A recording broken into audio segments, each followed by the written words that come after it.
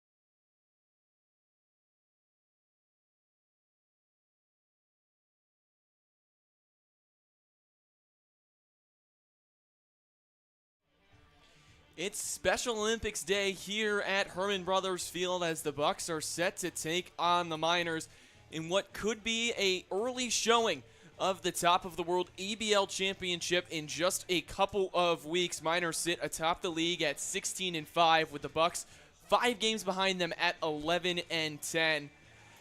It's looking like it's going to be a good match today, isn't it, Dylan? Yeah, it looks like it's going to be a great matchup. As I mentioned on our pregame show, if you did not tune into that, make sure to turn in about 10 minutes early for every single Miners game. We got that pregame show going from the field and everything like that. And as I was saying from that field, I mean, this is a must-win for the Anchorage Bucs today. This is 100% a must-win. They have to really honestly win the last 3 against the Miners if they want to come out of this season on top. Right now, it doesn't look like it's too likely with the 5-game lead that the Miners have on top of everybody, including the Anchorage Bucs, even bigger against the Anchorage Glacier Pilots and the Eagle River Chinooks. But this is going to be a really good game, and I expect the Bucs to fight very hard in this game against the Miners because this is a desperation game for them, and the Miners are looking to close it out, get a spot in the top of the World Championship. With a win today, they clinch one of those 2 spots and move themselves into that situation, and you would love to see it if your coach Ty LeBrun, as we talked to him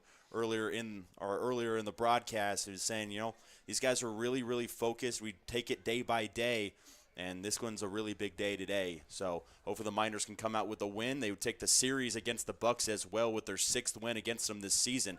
They're just going to have to see.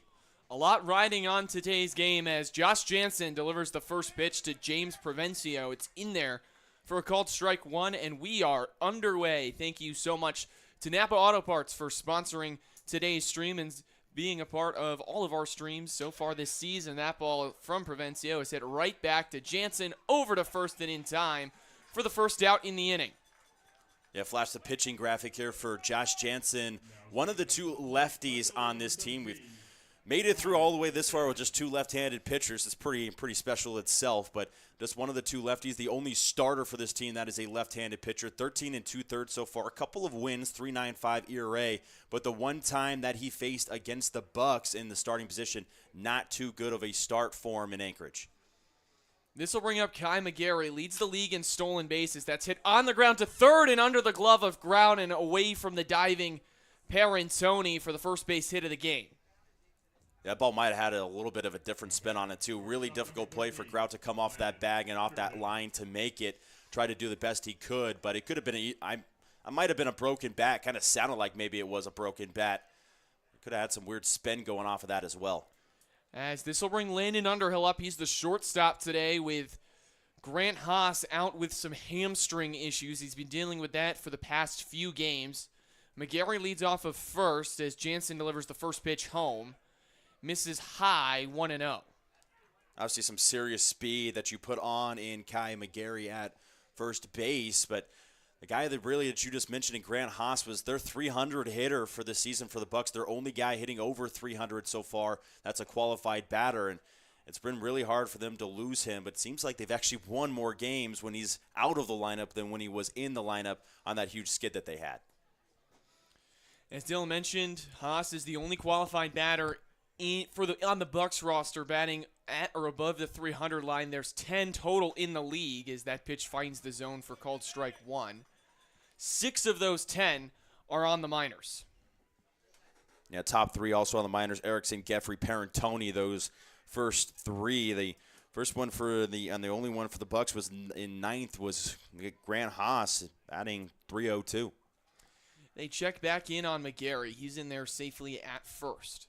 It's a 2-1 count with 1 away here in the top of the first inning. Josh Jansen taking on Landon Underhill for the first time today on a lefty-on-lefty matchup. Here's the 2-1, swing and a miss, 2-2 to Underhill. It'll be Underhill and then the ever-dangerous Luke Taylor in the 4 spot. He's the designated hitter today for the visiting side. It's an even 2-2 count to Underhill. Here's the pitch from Jansen with McGarry taking off. Called strike 3. The throw in time. Strike him out, throw him out to end the inning for Josh Jansen. The Miners are coming up in the bottom half, and you can take a listen now to the pregame interview with head coach Ty LeBrun. Minus 10's here with Coach Tyler LeBrun, a 10-game win streak for your team for the second straight summer. Yeah. How do you keep this team focused after building such a big lead in the ABL? Yeah, I think that's mainly on our guys. I know us as a coaching staff, we just keep preaching, just go out and take care of tomorrow. We're not really focused on a streak, but just take care of business tomorrow and put us in a good position. But, I credit our players. They show up every day and they grind. So I give it all to them. You can clinch a playoff spot with a win over the Bucs tonight. Also move the magic number 2-3 for home field advantage throughout all of the playoffs. What's the message for the guys going into tonight? Just go out and play hard. Control the controllables. Obviously, you're trying to put yourself in a good position for the playoffs. So it would be really nice to clinch tonight and then clinch home field so we can kind of ease up on the back half. But, we're just going to treat this like any other game and go out and play hard. Perfect. Thank you, Coach.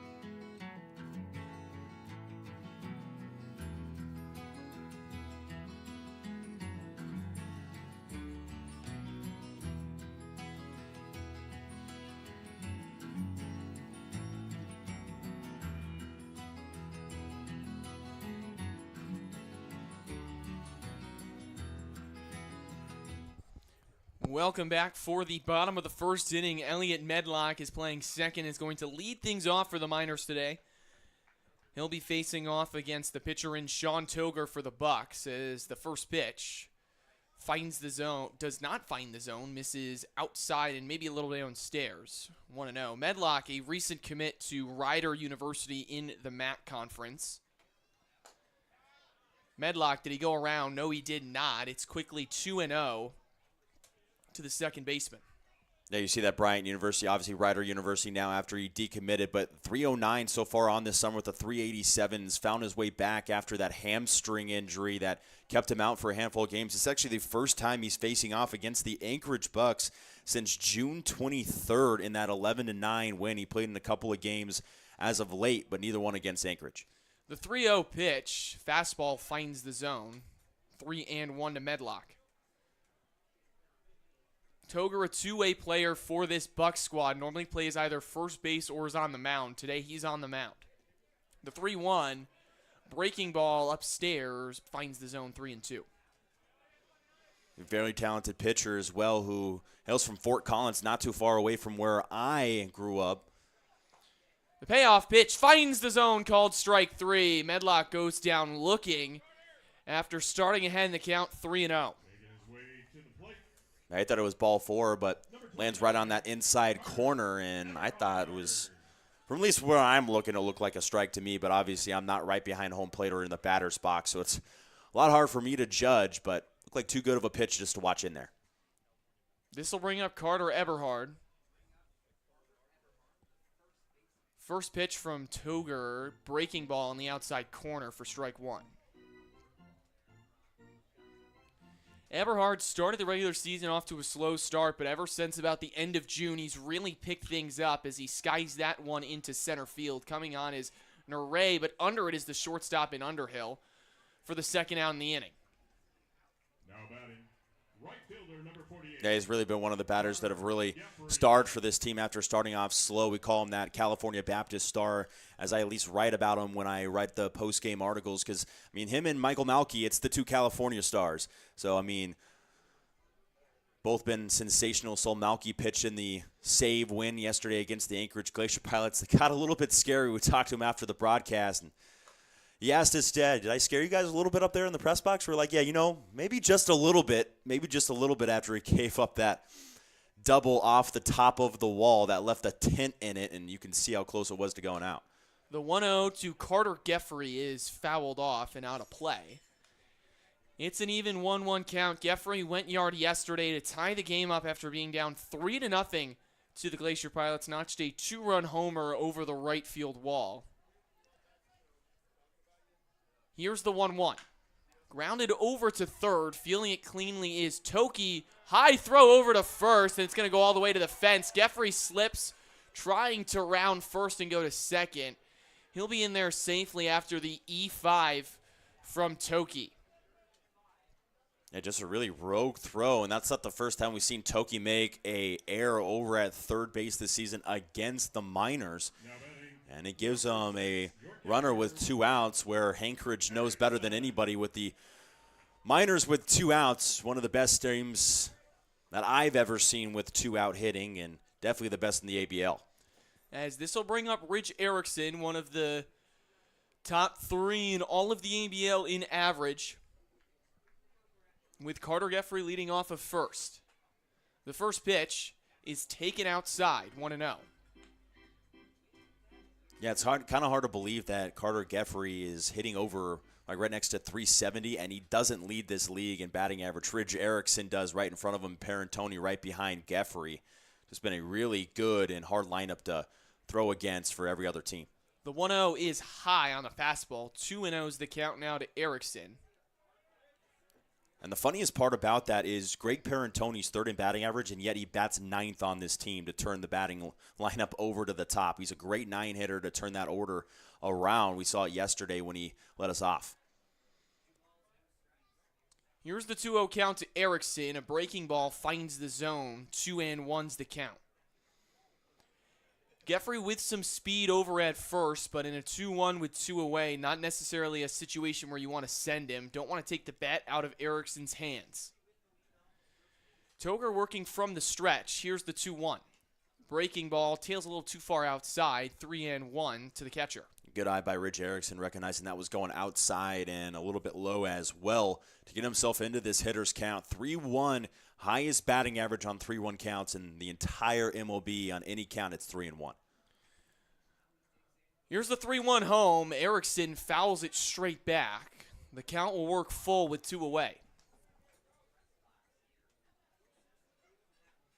Toger had Medlock down 3-0. He had Erickson down 3-1 and was able to get Medlock looking. Can he get the same result here for Erickson to end off the inning? Toger looks in to get his pitch from Sherman. Takes a look over at Geffrey at first. It's 3-2 with 2 away. Here's the pitch. Erickson shoots that down the right field line, but it'll land foul. We'll do the 3-2 again. And Geffrey was off and running, obviously, on the 3-2 with 2 outs. Expect him to more than likely go again, as there's really no punishment in the 3-2 count with 2 outs going to second base. Obviously, it's a forced play anyway, so. The 3-2 with 2 outs here on the bottom of the first. Toger looking to end it off. Here's the pitch. Just getting a piece of it to stay alive is Erickson on a breaking ball. We'll do the 3-2 once more. Yeah, and the only thing this is really doing right now, it's keeping Erickson alive, but it's getting Carter Geffrey tired of running back and forth from second base back to first base. He's already done it twice from Erickson, and I bet he's saying, please at least put this ball in play so I don't have to do it a third time. The 3-2, 2 away. Here's the pitch. Hit in the air and down for a base hit in left center field. Geffrey's rounding second. He's going to third. The throw comes in not in time. Geffrey's in there safely. It's a base hit for Ridge Erickson, and the Miners have runners on the corners with 2 away for Evan Bilter. Great job by Geffrey, not even to hesitate on that ball hit into left field. And he did not even take a false step whatsoever on his way to third. Gets in there safely and puts a runner 90 feet away for a guy who has been clutch more times than you can count this year in Evan Bilter. Evan Milter with his first hacks. He's going to have to wait a little longer as they check back in on Erickson at first. Bilter was 0 for 2 yesterday in the 5-4 win over the Glacier Pilots.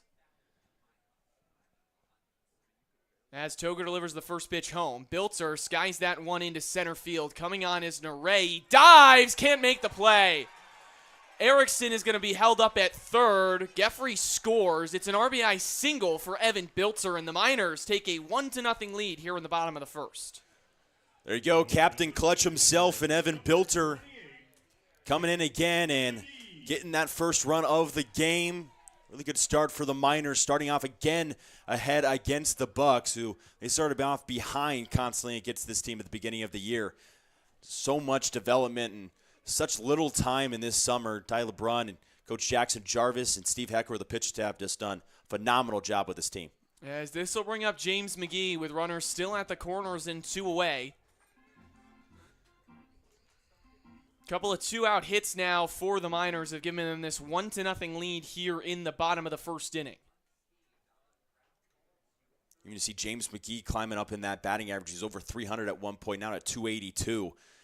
Actually, one of the worst by batting average on this team at 282, which is kind of crazy to say. But it's just really the truth of the minor season. We've had plenty of conversations with the general manager, Pete Christopher, and our head coach, Ty LeBrun, about just how different this team is this year hitting-wise. To quote Pete Christopher, he thinks this is quite possibly the best hitting team he's ever put together. As here's the 1-0 to McGee, fouls it off. 1-1's the count. And it's a great job by Pete Christopher. You know, it's a different age of baseball, especially in the Division I level where everybody's, you know, the NIL money, everybody's got the agents. But you get all these mid-major players, some of the Power 4 guys who really want to play baseball and develop that are young. It's a great league that hopefully will be around for a lot longer than when we're gone from here. But, yeah, Pete Christopher's made this league into something really special, and he's kept all these Division I players around. And it's been a really, really good summer. The 2-1 for McGee. Hot shot up the middle. It's through for a base hit. Erickson will score. Bilter stops at second. James McGee picks up an RBI single, and the Miners now lead 2-0. Now batting number 16, third baseman Carson Grout.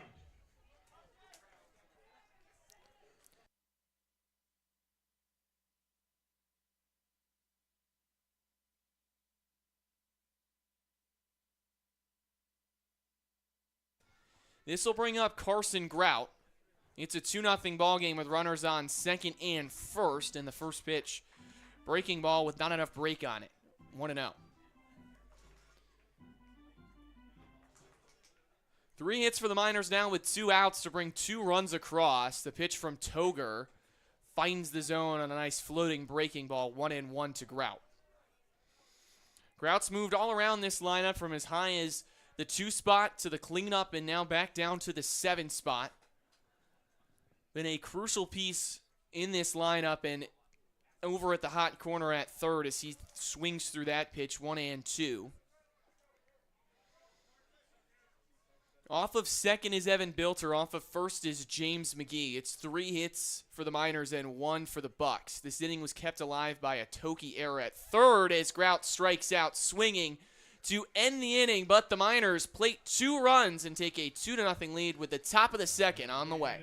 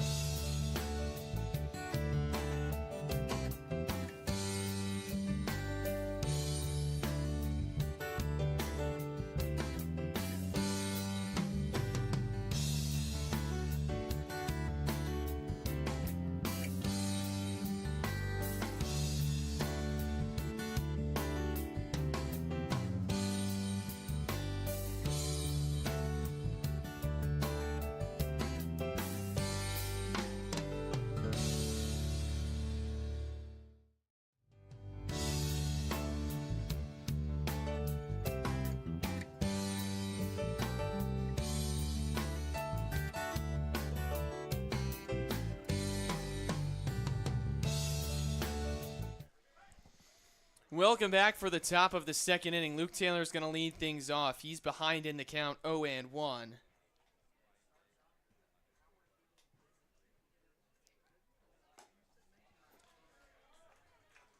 That pitch finds the zone. It's 0-2 now to Taylor, one of the more dangerous hitters in this league. At one point, led the league in homers. Jansen's 0-2 pitch misses upstairs, 1-2. Still technically does lead the league in homers, as he's still up tied at 3 homers so far on the year with Geoffrey along with Medlock. So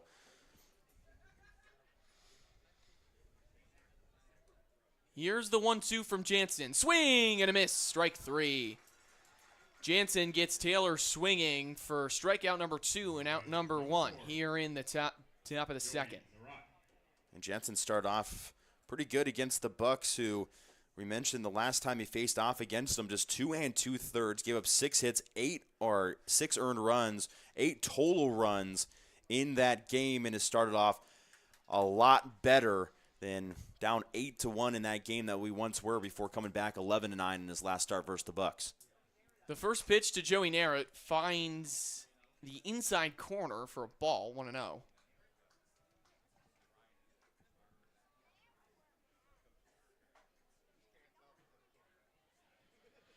Narrett was in the transfer portal and recently committed to the University of Iowa. Will be a teammate of Carter Geoffrey this coming year, as he's in an even 1-1 in count from Jansen. Here's the 1-1. Swing and a miss. Quickly 1-2 to the new Iowa Hawkeye. Narrett earlier in the season was ejected from a game against the Chinooks. It was a 2-1 win for Eagle River on a walk-off wild pitch. As the 1-2 comes home, it's hit on the ground over to Parentoni at short. He dives to make the play, but he can't make the throw over to first. Great job getting there by Parentoni, but Nare just with too much speed. Yeah, if he would have somehow made that play, I would have sent that one to Sports Center. I would have been like, if this is not a top 5 play of the week, I don't know what is, because that would have been impossible to make. It's the second hit today for the visiting Anchorage Bucs as Ren Matsuzaki steps in. Lefty on lefty, first pitch from Jansen finds the zone for a called strike 1.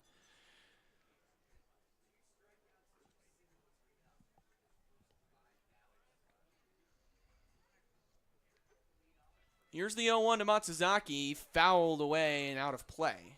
0-2 to the first baseman today for Anchorage.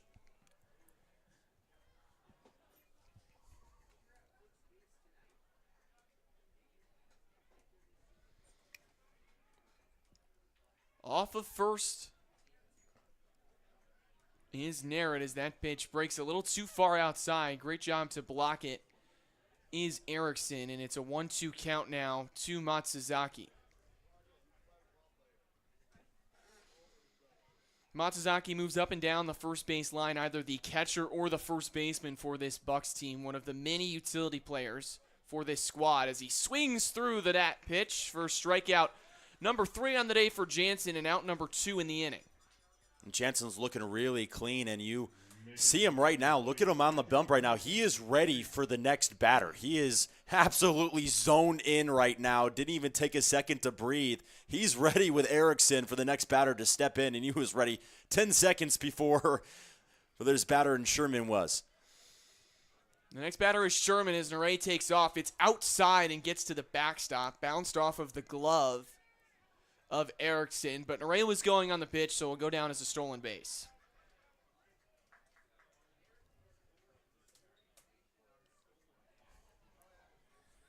It's a 1-0 count to Sherman. He's the catcher today, normally the everyday catcher for this team. Gets a couple off days when Matsuzaki is behind the dish as the breaking ball finds the zone, 1-1.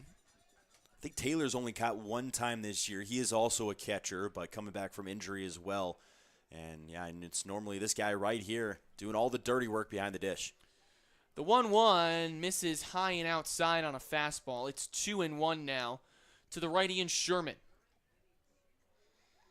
Jansen struck out 3 batters, given up 2 singles so far today. now has his first runner in scoring position here in the top of the second inning. The 2-1 fouled off. It'll be 2-2. Yeah, this is the batter that you want to get right now who is struggling as of late. Batting .244 on the season, but he is just one of his last 14 for the Anchorage Bucs. So if you want a batter right now, Jansen's got to get this one with a runner on to keep this at a 2-0 game. 2-2 count with 2 away and a runner on second here in the top of the second inning. Here's the pitch. Skied into right field. Geffrey's ranging over. He makes the catch for the final out of the inning. The Bucs strand one on one singular base hit. Miners still lead 2-0. Bottom of the second on the way.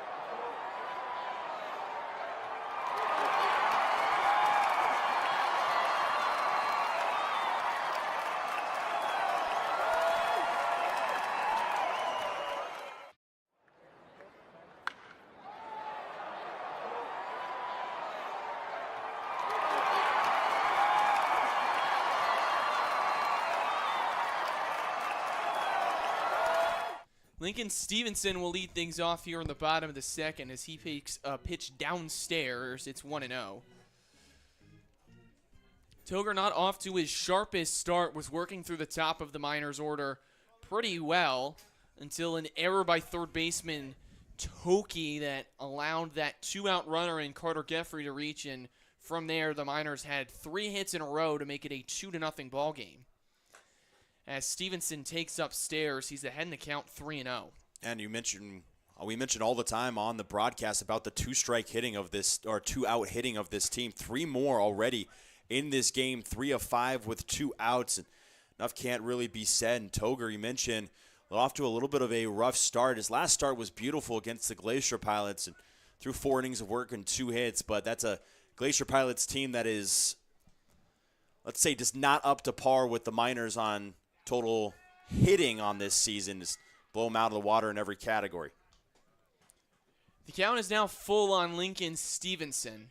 This will be pitch number 7 in the AB. Toger delivers home.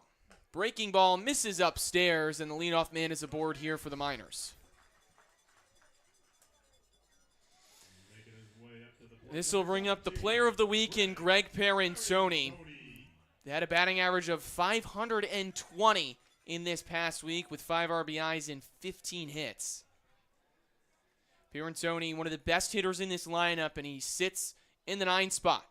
The first pitch, he lays down a bunt down the third base line. Charging is Toki, makes the throw this time as Stevenson advances to second on the sac bunt from Greg Parentoni. And we talked to Jackson Jarvis after the game yesterday, and he was one of the things that he highlighted was it's not just about the hits, but it's also about the situational playing of our team and how well we play situational baseball. That includes the hit and run, and includes sac bunting and the sacrifice flies, which the Miners blow out any other team in terms of sacrifices this season in the ABL, and they are a very, very situational team. And I talked to Tyler Brunner, if he does that same thing with his high school team, and he asked me, what do you think? I'm going to go with a yes. This will bring up Elliot Medlock, who went down looking to start the game against Toger as he fouls that pitch off 0-1. Medlock coming up this time with a runner in scoring position. That is Lincoln Stevenson.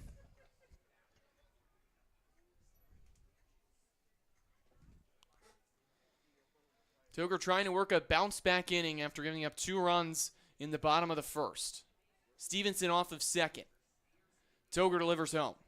Medlock fouls that pitch off down the third base line, a little too far out in front of it. Quickly 0-2. That ball was well inside. Actually, pretty decent job to get his hands even through that ball whatsoever to even make it close to the third base line. But here's the 0-2 from Toger. It runs way outside. Great job by Sherman to block it and stop it from getting to the backstop. 1-2 to Medlock.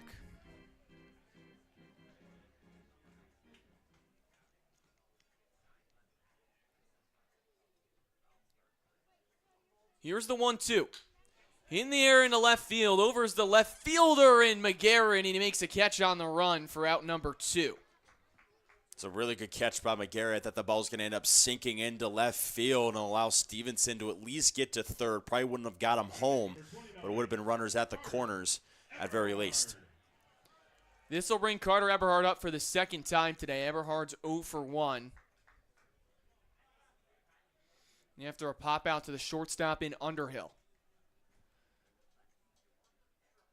Here's the first pitch from Toger. Eberhard takes it looking for strike 1. Eberhard watches a lot of those breaking pitches early in counts, doesn't want to swing at something that he knows that he can't drive. And to score a run in this situation, he's a very, very patient batter, and it comes to him a lot more than you would think. That pitch misses outside. It evens the count up at 1-1. Got a chance to meet Carter Eberhard's father yesterday. He came up into the broadcast booth after the game and introduced himself. Great guy. It's a 1-1 count. Stevenson off of second. Here's the pitch. Tails a little too far inside and down low. 2-1 now to the Miners' first baseman. Yeah, you said we talk a lot of crap in a good way, which is I'll take exactly that. what we do. It's I'll take exactly that. what we do.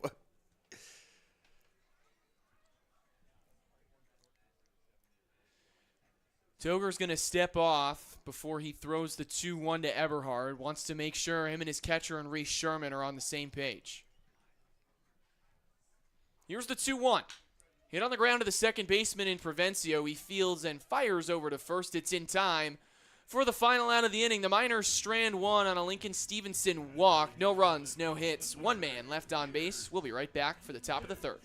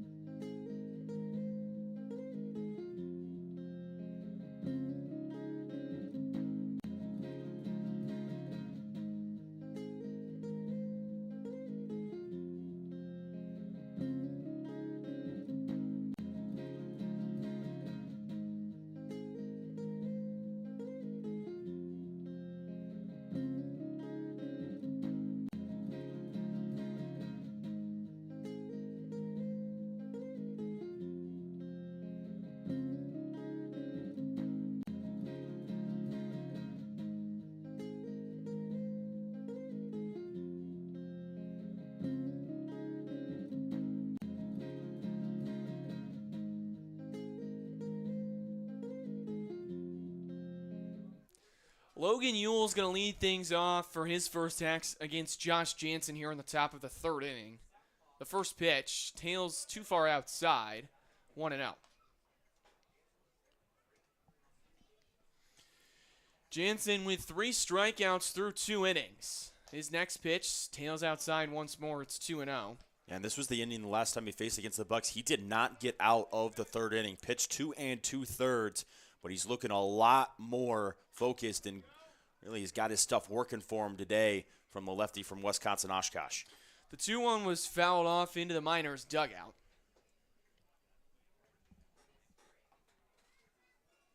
Ewell playing out in right field for the Bucs today as he hits that into right field for a base hit. Geffrey's coming over. He'll cut it off. Ewell's chugging for second.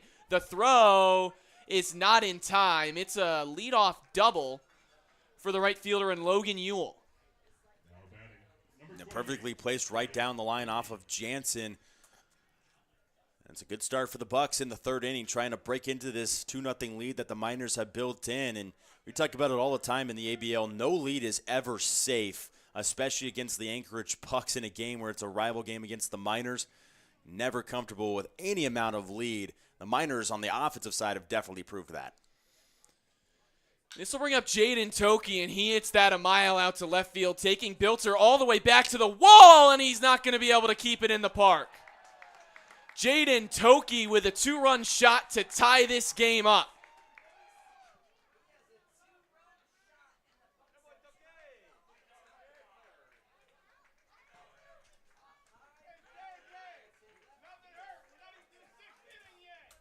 Yeah, really good hit into left field. I thought Bilter might be able to play that off the wall. I didn't know if it was going to get out or not, but unfortunately it does. And as I said, the woes in the third inning for Josh Jansen against the Bucs kind of continue.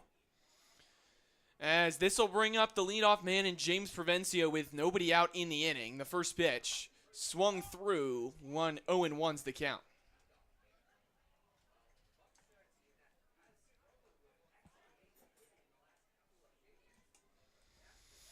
2-2 ball game now here in the top of the third inning as Jansen delivers the 0-1 home. It's fouled off. And it's not getting any easier as well with Provencio, who comes into this game batting .299, right below that 300 line that we were talking about with 10 batters so far. He is number 11 in this league, so another dangerous batter to face off against the Bucs, and Jansen's got to refocus. Did a really good job getting the 0-2 count off the home run. As you've seen other pitchers in this league kind of just blow up after a big extra base hit against them. Here's the 1-2 from Jansen. He tails a breaking ball too far outside. It evens the count up at 2-2. Provencio, over that 7-1 stretch to start the season for the Bucs, was hitting over 400.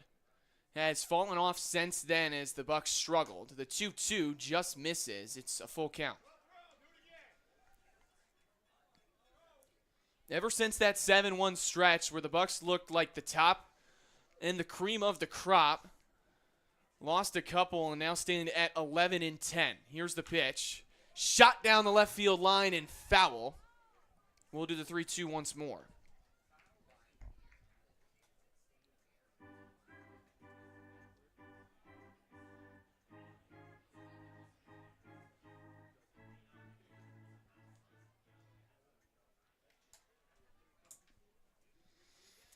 The payoff pitch. In there, called strike 3. Provencio goes down looking for the first out of the inning. Really good response from Jansen, and you know, it's not that easy to pitch a strikeout after you give up a 2-run home run. Really good response for a guy who had a lot of innings this year at Wisconsin Oshkosh. He knows exactly what it means to be a starter. He had 80 innings at that university this year, and he knows how to get himself back into it mentally. McGarry lays down a bunt, but it doesn't go too far as Erickson throws over to first. It's in time for out number 2.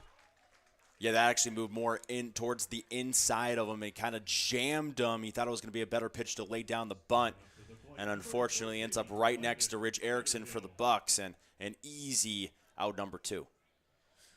After going up the 2-run homer, it's 2 quick outs for Josh Jansen with Landon Underhill coming up. Underhill struck out swinging his last time up as he takes the first pitch looking for strike 1. Jansen's thrown 39 pitches as he's through 2 2/3 innings. The 0-1 tails too far outside on a breaking ball to even the count up at 1s apiece. Here's the pitch from Jansen, swing and a miss. 1-2.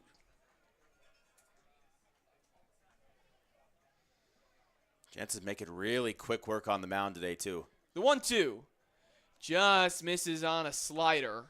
Evens the count up at 2-2 with 2 away here in the top of the 3rd inning. The 2-2 fouled straight back. We'll do it again.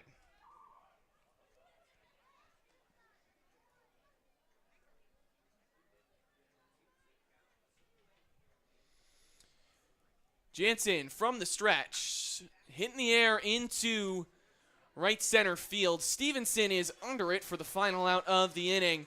But a 2-run homer off of the bat of Jaden Toki ties this game up as we head to the bottom of the 3rd. 2s apiece is the score.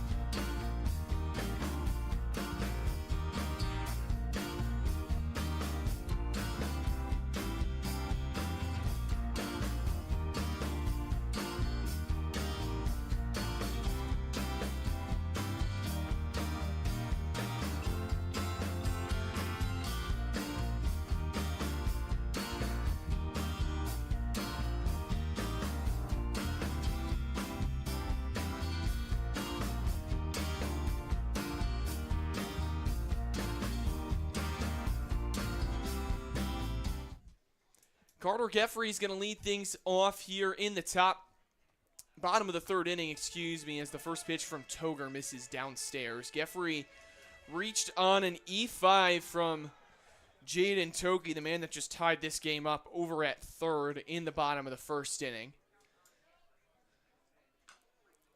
Breaking ball just scoots in play. The throw over to first from Sherman is in time for the first out in the inning.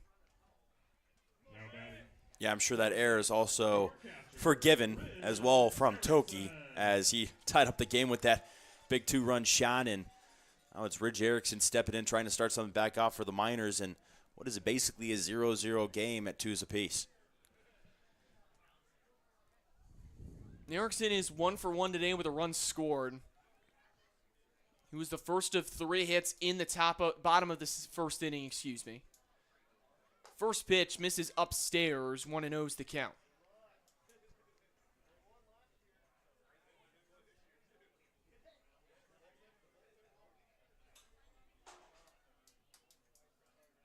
Toger taking his time as he's working in the windup as he delivers home. That breaking ball misses upstairs. It's 2-0.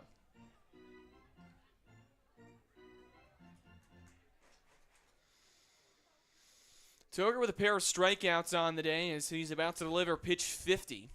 Here it is. Skied into straightaway center field, taking Neray back a few steps.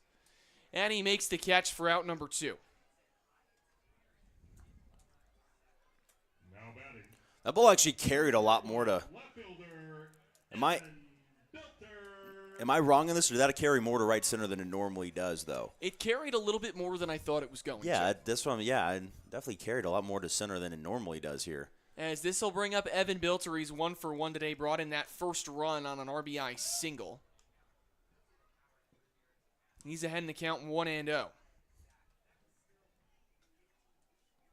Next pitch from Togar runs outside. It's 2-0 to Bilter. Miners have had a base runner in each of these first 2 innings, looking to do it here in the third. Here's the pitch. Runs inside on Bilter. He's quickly ahead 3-0. If Bilter can get on, it'll be James McGee, who is also 1 for 1 today with an RBI. Here's the 3-0 from Togar. Misses upstairs and inside. Bilter works a 4-pitch walk to turn it over to the designated hitter in James McGee. And could be a little bit of deja vu here, as the last time you let a batter on with 2 outs, it really came back to haunt him. McGee is the 6th hitter in the lineup today for the Miners. If he can get on and keep the inning going, it'll be Carson Grout, who ended the bottom of the first inning with a strikeout swinging. The first pitch from Togar, breaking ball, finds the zone on the inside corner, 0-1. James McGee, after coming over from Kennesaw State, also another guy that started a little bit slow, but he has been red hot as of late. Was a player of the game with a 4-for-5 performance less than a week ago. The 0-1 is skied into right center field. It's going to get down for a base hit and extra bases. Jugging into second is Speedy McGee. Rounding third is Evan Bilter. The throw is not made. It's an RBI double from James McGee, and the Miners retake the lead here in the bottom of the third.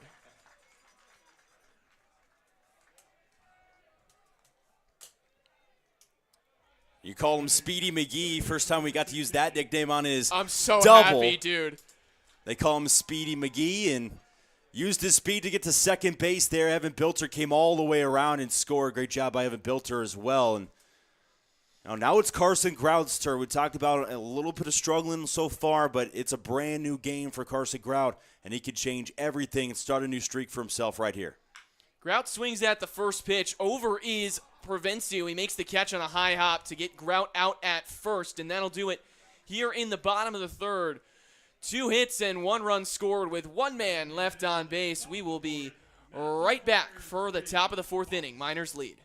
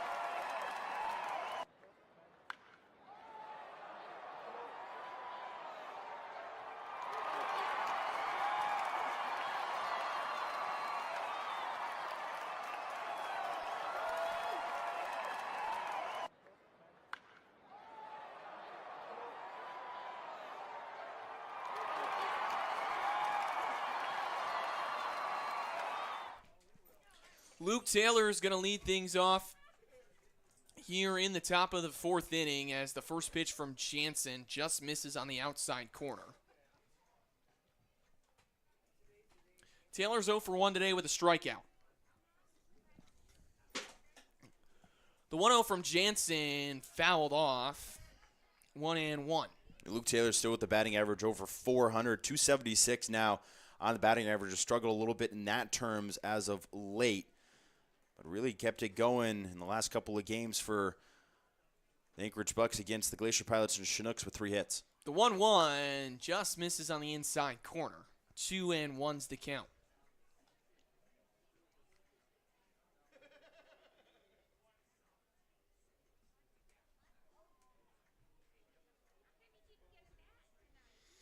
2-1's the count. Here's the pitch from Jansen. It's going to be skied into right field, taking Geffrey back to the wall. He's on the track. He leaps, and he can't make the catch. Taylor's chugging into second. He'll get in there standing, and it's a leadoff double for Luke Taylor.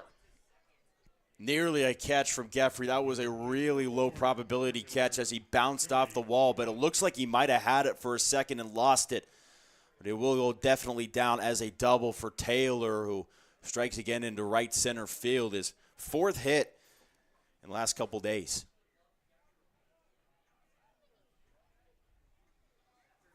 This will bring in Joey Nere. Nere is 0 for 1 on the day. Nere is 1 for 1 on the day as he takes the first pitch looking, and did he go around? No, he did not.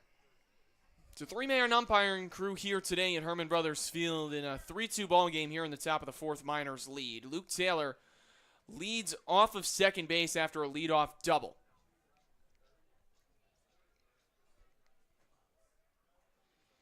Here's the 1-0 to Nere. It's going to hit him on the upper arm, right by the shoulder, and he'll take first to put another runner on with nobody out in the inning.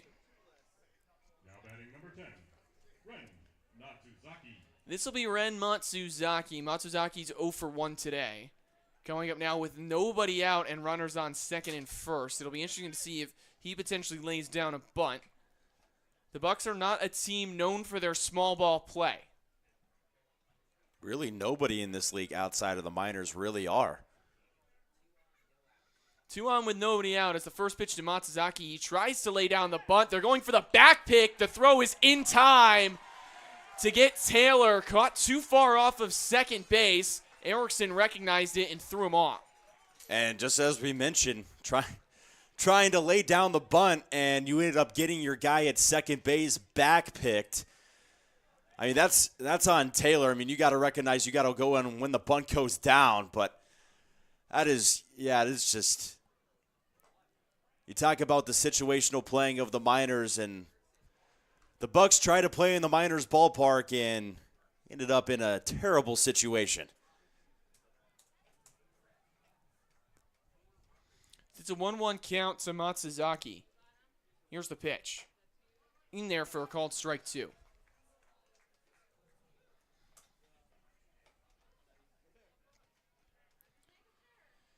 It's a 1-2 count to Matsuzaki with 1 away after Luke Taylor was picked off. They try to pick off Narrett at first, but he's in there safely. It's the second time Erickson's thrown a runner out today. Here's the 1-2. Swing and a miss. Strike 3. Matsuzaki goes down for strikeout number 5. I mean, it literally goes from a first and second no-out situation, trying to lay down a bunt to put runners in scoring position with 1 out. And now you have a runner at first with 2 outs.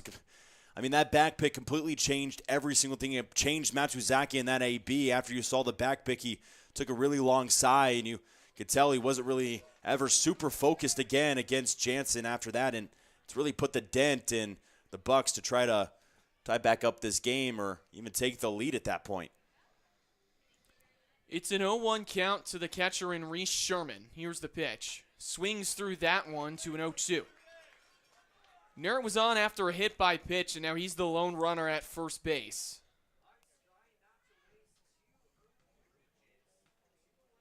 Jansen shakes off a couple of pitches from his catcher in Erickson as he works from the stretch. Here's the pitch. Upstairs, the throw from Erickson on the steal. Not in time, as stealing second is Joey Narrett, excuse me. Yeah, it wasn't too far. It wasn't too bad of a throw, though, from Erickson as it tailed right into the glove and the tag, and Narrett just beat him out by about a half a foot. Here's the 1-2 to Sherman. Swing and a miss. Or tipped into the glove, excuse me, for strikeout number 6, and that'll do it here in the top of the 4th inning. Nobody out and 2 on. Can't come through for the Bucs. Bottom of the 4th on the way.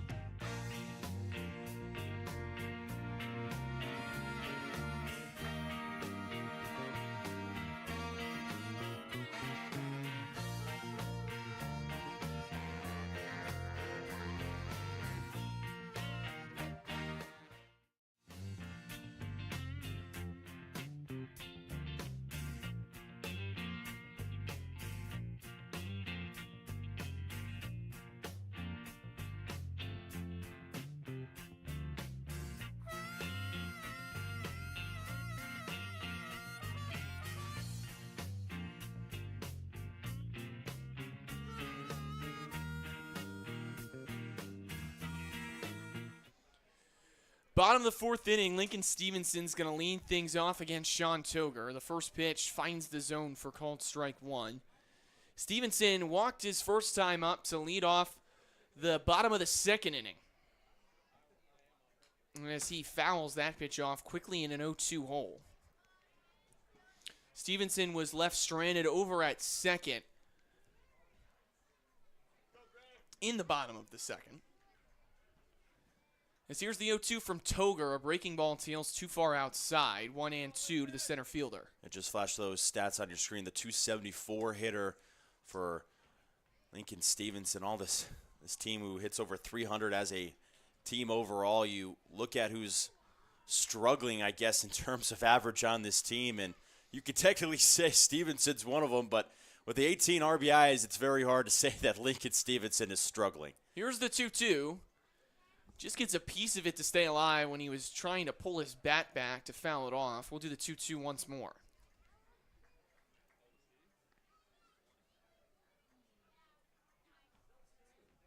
The 2-2 taken inside to work the count full. Stevenson trying to work his second walk of the day as he's in a full count to Toger. Here's the payoff.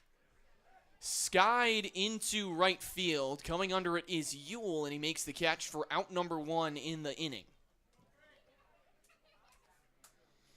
This will bring up Greg Parentoni. Parentoni had a sac bunt to advance Stevenson to second, where he was left stranded in the bottom of the second inning.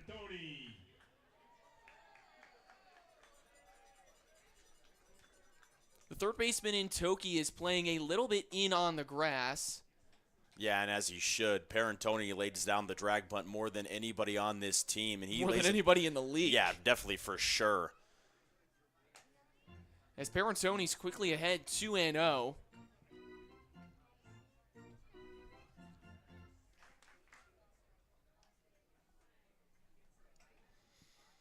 Toki retreats back, as Parentoni has not shown bunt in this AB, ahead 2-0. Here's the pitch from Toger. Off the end of the bat in the infield. Encio is under it, and he makes the catch for out number two.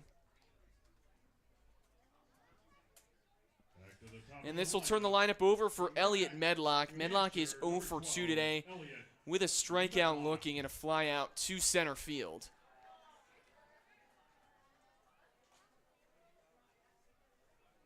Medlock missed quite a few games nursing his hamstring back to health. This is his third game back as the first pitch from Toger bounces in the dirt, 1-0. His first game back was last Saturday against the Chinooks down in Chugiak.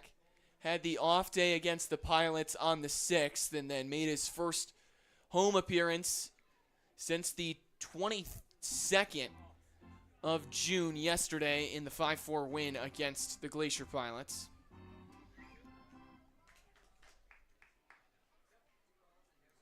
He's in the count 2-0. Here's the pitch from Toger. Bounces in the dirt, quickly 3-0. Toger has had some trouble getting that coveted final out in the inning. Here's the 3-0. Misses high and outside. Medlock works a 2-out walk to keep the inning going for Carter Eberhard. It was a 2-out walk to Evan Bilter in the last bottom inning that allowed the Miners to score that third run and retake the lead. We'll see if Carter Eberhard can get a similar result.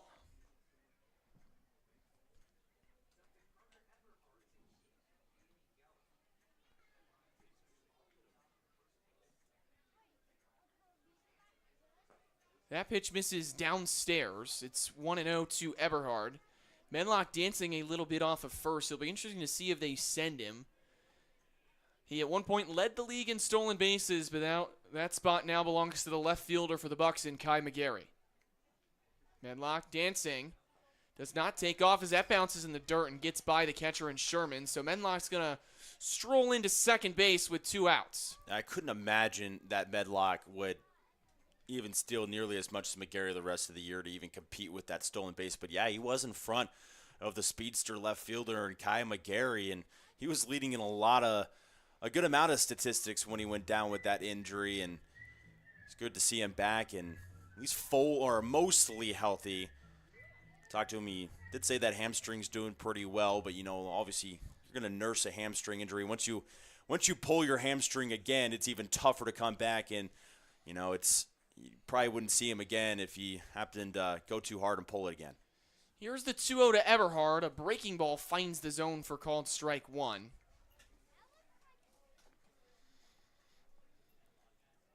It'll be interesting to see. Medlock obviously with speed, if we talked about it. If a ball he's hit into the outfield, will Jackson Jarvis send him? As there is a ball hit out into the outfield, taking it back a couple steps is McGarry, and he makes the catch over the shoulder to end the inning. The Miners strand one, and we will be right back. It's still a 3-2 ball game. Top of the fifth on the way.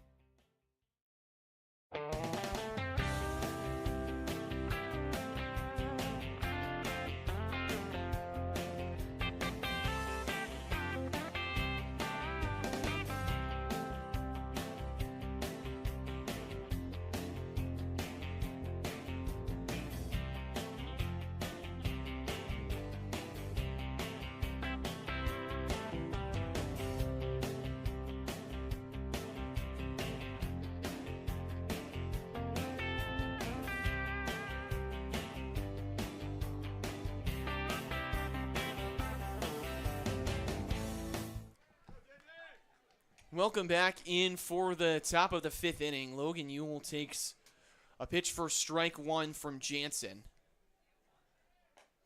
Quickly 0-2 to the right fielder in Ewell. And Jansen's making some quick work through some of these batters. He's going from one pitch right to the next. The 0-2 fouled off. We'll do the 0-2 once more. Ewell reached on a single to right, double into right field, and then he was brought home on the Jaden Toki 2-run homer. Toki is on deck. Here's the 0-2 pitch. Just misses on the outside corner. 1-2's the count. Good job by Erickson behind the dish to try to frame that pitch. He's done a real good job behind the dish, especially throwing a couple runners out, and just couldn't frame it. The 1-2. Skied into deep right field, and Geffrey's just going to watch it fly. A solo shot for Logan Ewell to tie this game back up here in the top of the fifth inning. And the Bucs are playing long ball. 2 home runs now for the Bucs. And man, oh man, it's right back to a tie game just like that. And that was a no-doubter home run. Everybody watched that ball just fly right out of the park, including the right fielder and Carter Geffrey. The 8 and 9 hitters getting it done so far today for the Anchorage Bucs as Jaden Toki takes the first pitch looking for ball one.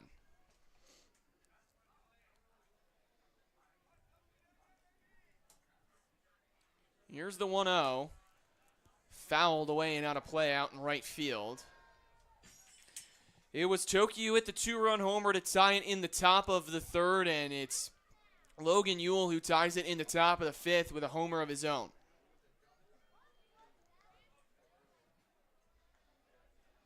The 1-1 in there, called strike two. Jansen was able to respond in that third inning after giving up the 2-run shot. We'll see if he can do the same here. The 1-2. Skied into center field. Stevenson doesn't have to go far. and he's under it for out number 1. Really good response again by Jansen of responding after the second home run that he gave up on the day and responding with a weak pop fly into shallow center field. And last time he gave it up to, it was with no outs. And now again with no outs moving to 1 out. See if he can get these 1, 2, 3 and respond well. First pitch to Provencio is on the ground to Medlock at second. He collects and fires over to first in time for out number 2 in the inning. Now batting number 17. Perfect. Kai McGarry. Straight up perfect right there. 1 pitch and an out on the next batter. And you got on a good one of Provencio. Get to another dangerous batter of Kai McGarry, who uses a lot of his speed or a lot of his danger on the base paths. Kai McGarry's 1 for 2 today at a base hit in the top of the first inning. Was caught stealing at second. The first pitch. Taken for ball 1. Update from Anchorage as well. They're facing Chudiak, or the Glacier Pilots right now. Chudiak winning that game 3-2 in the top of the 4th. Here's the 1-0 swing and a miss. 1-1 to Kai McGarry.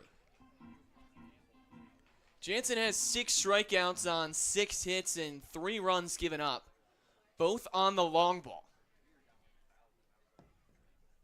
Here's the 1-1 pitch. Runs inside and downstairs. It'll be 2-1 to McGarry.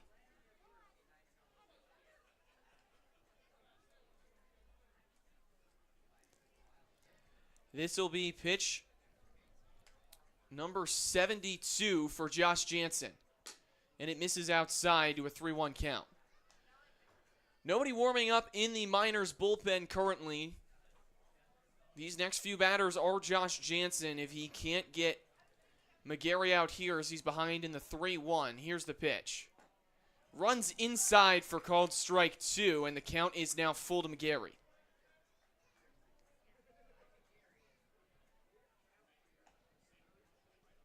Jansen gets his pitch. He deals the payoff from the stretch. Hit on the ground over to third, but just foul. So we'll do the full count once more.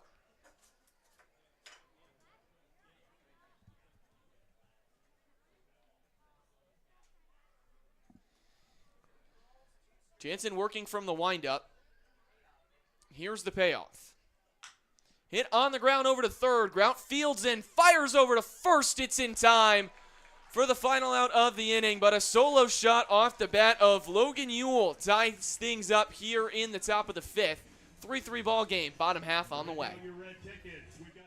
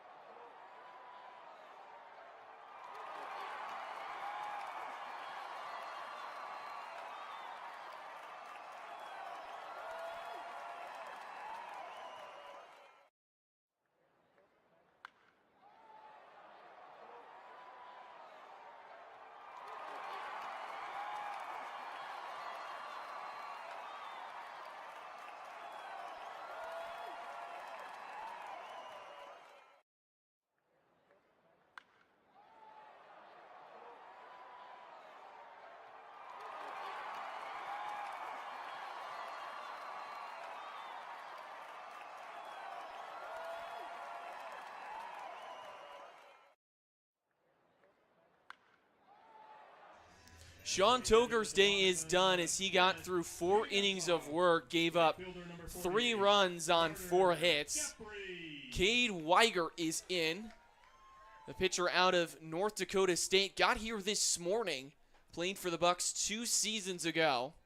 And the first batter he'll face in this ABL season will be Carter Geffrey, not necessarily the guy you want to start your season off against.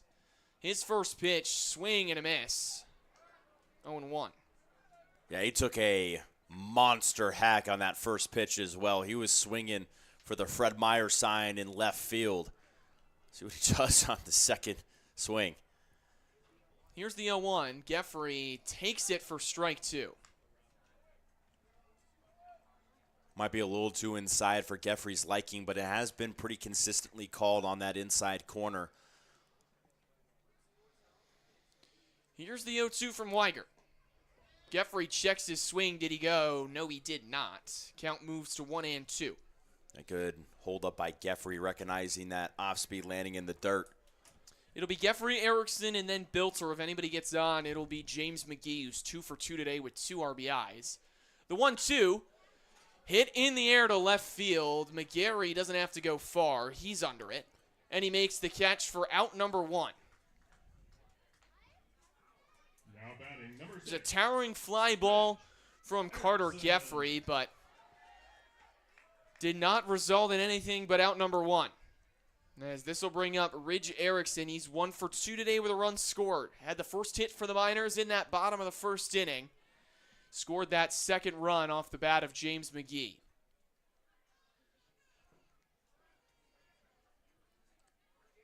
Here's the pitch from Weiger as it's taken for a ball, 1-0.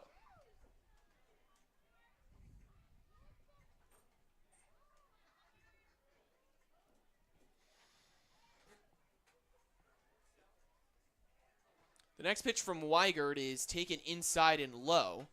2-0 now to Erickson.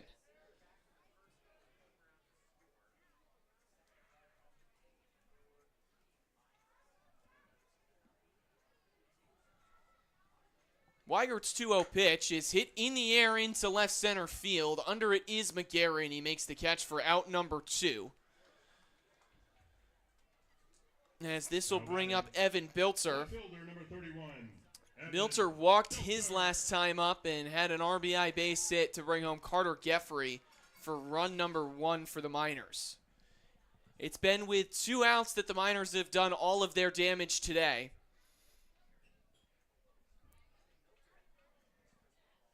Bilter takes the first pitch outside, 1-0. Bilter scored his run in the bottom of the 3rd inning to take the lead for the Miners. The 1-0 runs inside, 2-0. It was with 2 outs that Bilter walked and then scored on a double from James McGee.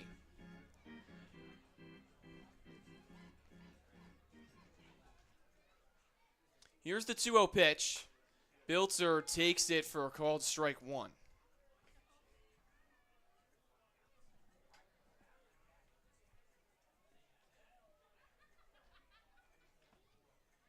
Weigert from the stretch. Here's the pitch. Bilter fouls it straight back, even the count up at 2-2.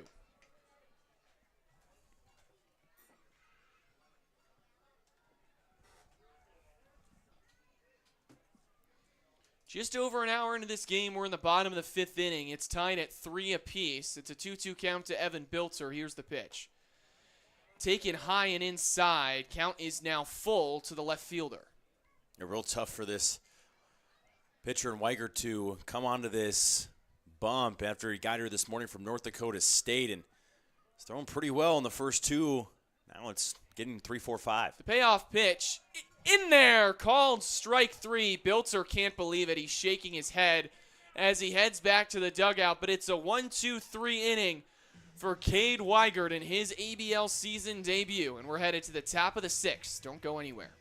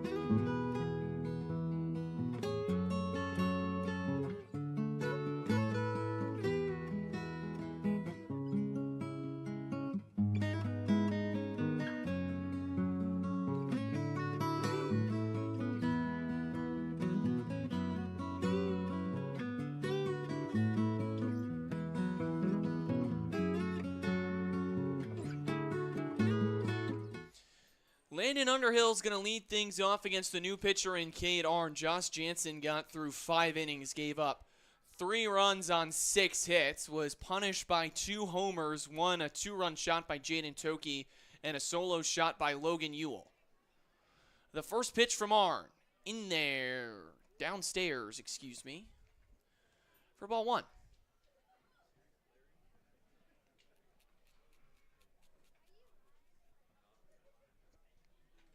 Here's the 1-0 pitch. That one's in there for a called strike 1. Underhill is 0 for 2 on the day. Here's the 1-1 pitch. Breaking ball finds the zone on the back door. 1-2.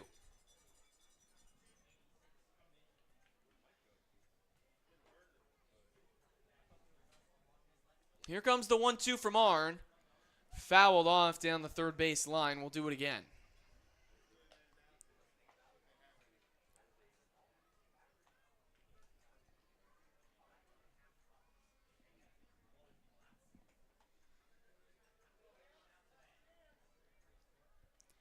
The 1-2 misses inside. 2-2's the count.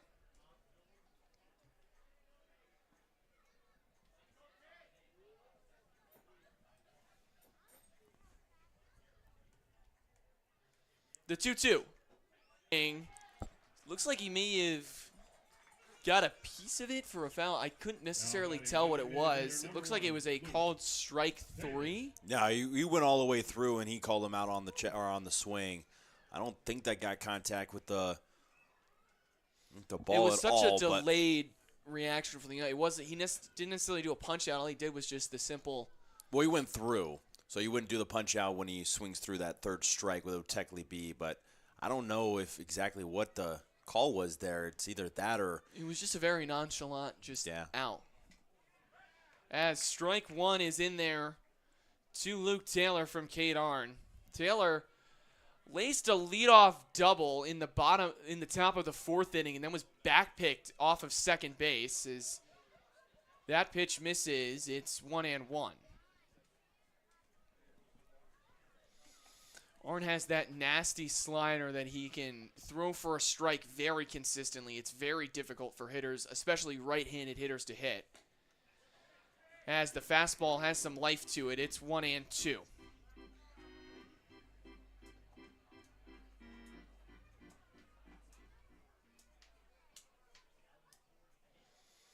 Arn's ahead in the count 1-2. Here's the pitch to Taylor. Breaking ball runs a little too far outside, even the count up at 2s apiece. Now just missing with that slider and going to 2-2. Not bait or not tracking that bait was Taylor, a really good hitter who's already scorched the minors once today. Here's the 2-2 pitch. Hit on the ground over to third, but foul. We'll do the 2-2 once more. It's a 3-3 ball game here in the top of the 6th inning. Not even an hour and a half into today's game. Been absolutely flying by. Arn set for the 2-2 delivery. Here's the pitch. Misses upstairs. It's a full count to Taylor.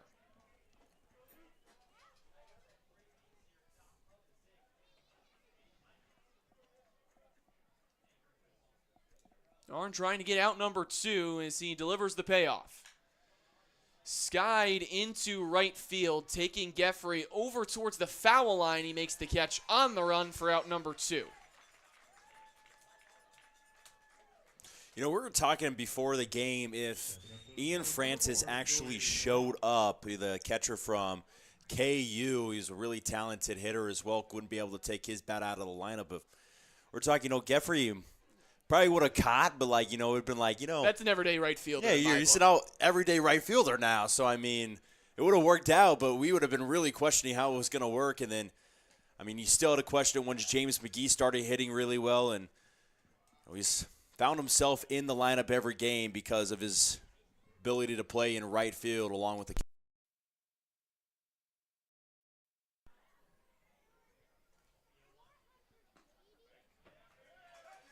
Quickly 0-2 now to Joey Narrett.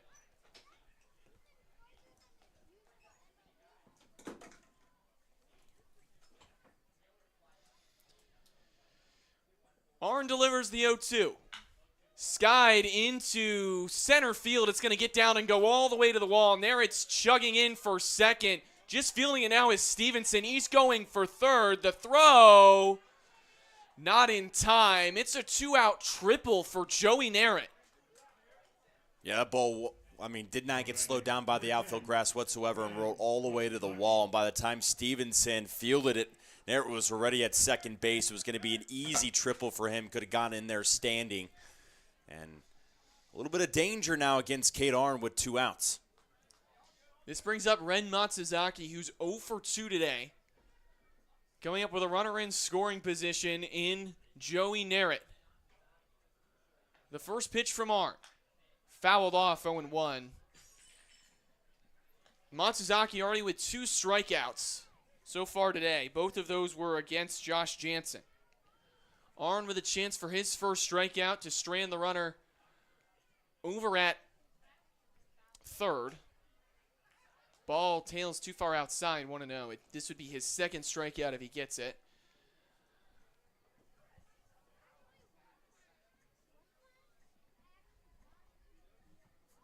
Here's the 1-1. Bounces in the dirt. 2-1 to Matsuzaki.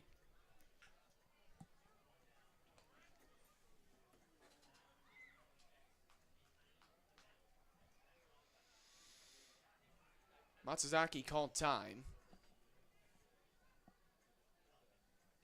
So does the runner at third in Narrett. Looks like he was taking some of his equipment off. And the third base coach ran it back over to the Bucs dugout. And Matsuzaki steps back in, and we're in play. As Arn delivers the 2-1. Hit on the ground and through for a base hit. That'll score Narrett. It's an RBI single for Ren Matsuzaki, and the Bucs take their first lead of the day. There you go. The Bucs take right back the lead from the Miners in what has been a back-and-forth game. Kate Arn went quickly through those first outs and gave up that triple. Back-to-back hits against Kate Arn. Kid from Bowling Green, and usually one of the more consistent arms out of this pen, and has really been consistent, was player of the game in a game last week. This brings up Reese Sherman as he takes a breaking ball outside for ball 1. Check back in on Matsuzaki at first. He's in there safely. But if you're on right now, just need to get this out. You're confident in your offense to get that 1 run back with what they've done on the year. That pitch finds the zone for strike 1 looking.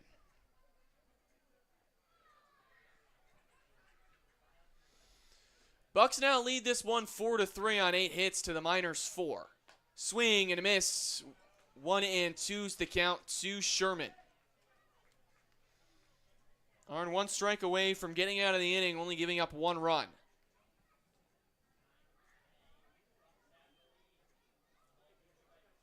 The 1-2 trails too far outside, even the count up at 2-2.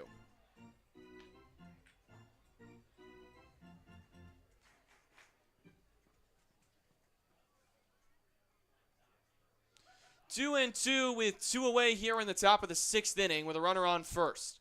Arn delivers home. Too far outside, and the count is full to Sherman. Yeah, missing a little bit with that slider to the 3-2 count again, and really need this payoff pitch right now. You don't want to go to Logan Ewell with a couple of runners on. Logan Ewell is 2 for 2 today with a home run. The 3-2 in there, called strike 3. Kate Arn delivers a nice fastball to end the inning. But on 2 hits, a run scores, and 1 man is left on base as the Bucs take the lead here in the top of the 6th.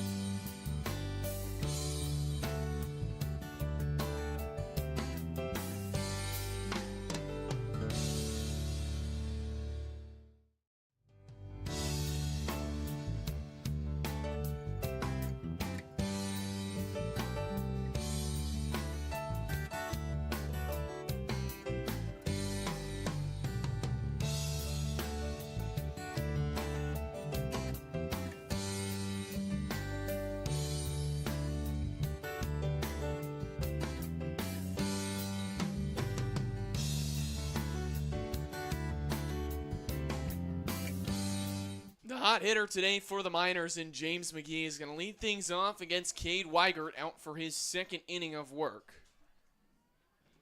The first pitch runs high and inside. 1-0 to McGee. He is 2 for 2 today with 2 RBIs. The 1-0, chopped down the third base line and foul. Yeah, for getting here this morning and having to pitch an inning today, Weigert did a good job in that first inning, struck out one batter, threw 13 total pitches, 7 of them were strikes, making his way into this second inning, and he's earned it. It's a 1-1 count to McGee as Weigert is set from the stretch. Here's the pitch. Check swing. Did he go? No, he did not. 2-1's the count. Miners behind in this one for the first time today after a Ren Matsuzaki base hit in the top half of this inning. It's a 4-3 ball game. The 2-1. Taken for a called strike 2.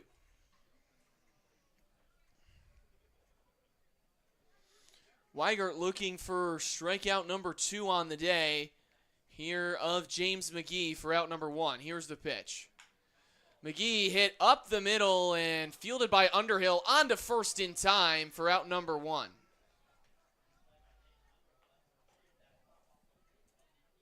Now batting third baseman number 16, Carson Grout. This will bring Carson Grout up to the plate. He's 0 for 2 today with a strikeout and a ground out to the second baseman in Provencio. Grout has been pretty much the everyday third baseman for the Miners, only getting days off when Funkhauser or Evan Bilter take his place at the hot corner as that fastball runs way outside.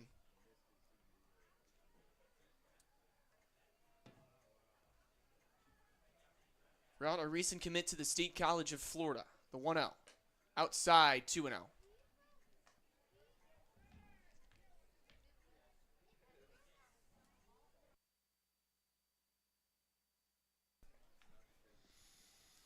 Weigert is set for the 2-0, takes a deep breath, and delivers from the stretch. Grout hits that on the ground to Provencio once more. He fields and fires to first. It's in time for out number 2. And this will bring up Lincoln Stevenson with 2 away. Let's put our hands together for number 30, your center fielder, Lincoln Stevenson. Stevenson is 0 for 1 today with a walk. He led off the bottom of the second inning with a walk and was stranded over at second. If he can get on, it'll bring up Greg Parentoni in the number 9 spot. First pitch from Weigert runs inside on the center fielder.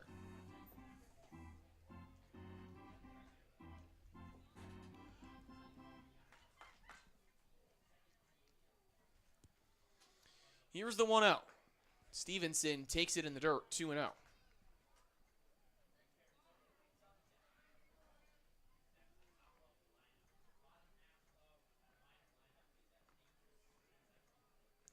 The 2-0 pitch in there for called strike 1.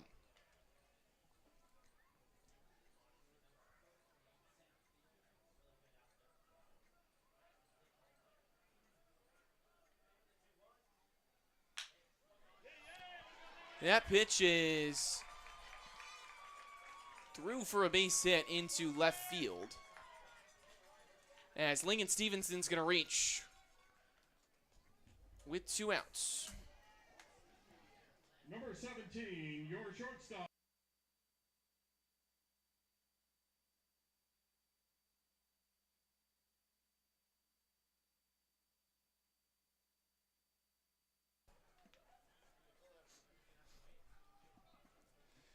There's going to be a meeting on the mound between the pitching coach and Cade Weigert.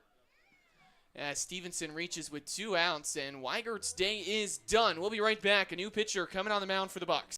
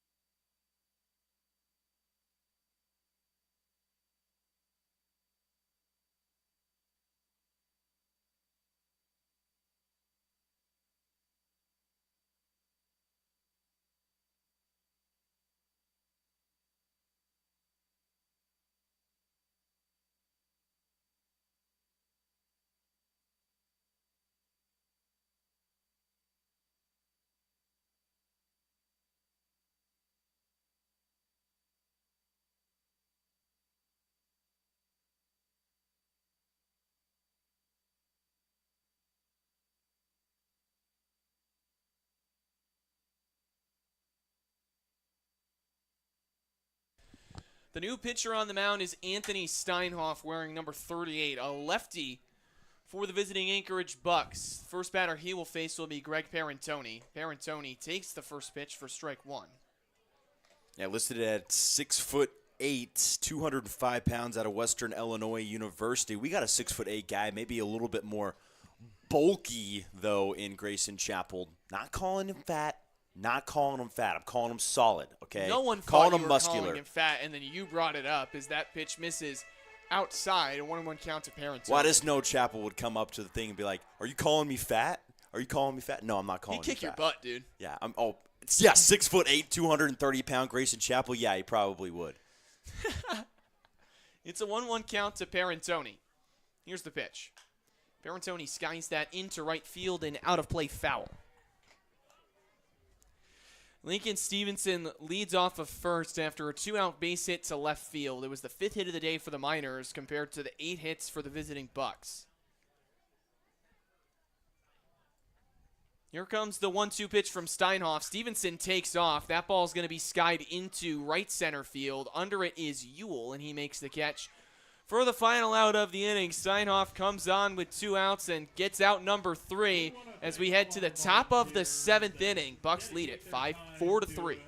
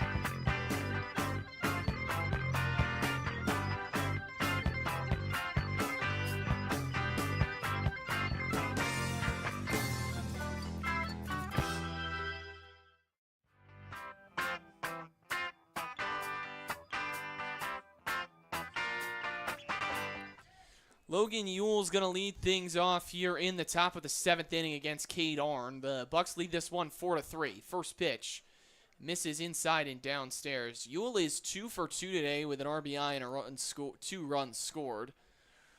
Launched a homer to tie this game up in the top of the 5th. That pitch finds the zone for a called strike one.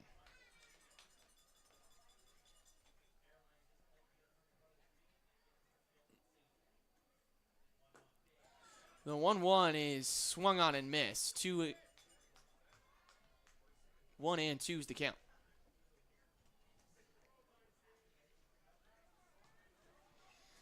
Here's the 1-2 delivery from Arn. Skied into left field and foul out of play. Update from down in Anchorage as well. Chudiak Eagle River Chinooks winning 6-2 over the Anchorage Glacier Pilots in the bottom of the 5th. The 1-2 skips in the dirt to make it a 2-2 count to Logan Ewell. It'll be Ewell, then Toki, and then turning the lineup over for James Provencio. If anybody gets on, it'll bring up Kai McGarry. Here's the 2-2 pitch. Hit on the ground over to Eberhard at first. He fields it cleanly and steps on the bag for out number 1. Now batting number 28, third baseman Jaden Toki. This will bring up Jaden Toki, who launched a 2-run homer to get the scoring started for the Bucs in the top of the 3rd inning and tied the game up at 2s apiece.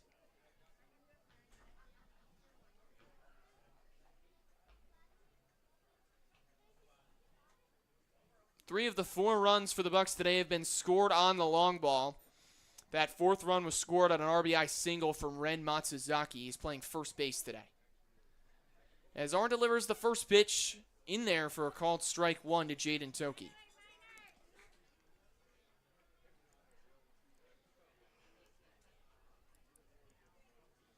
The 0-1 in there for called strike two. Toki has yet to lift the bat off his shoulder. Arn ahead in the driver's seat here to Jaden Toki. As he gets his pitch, he delivers home. Just misses outside, 1-2.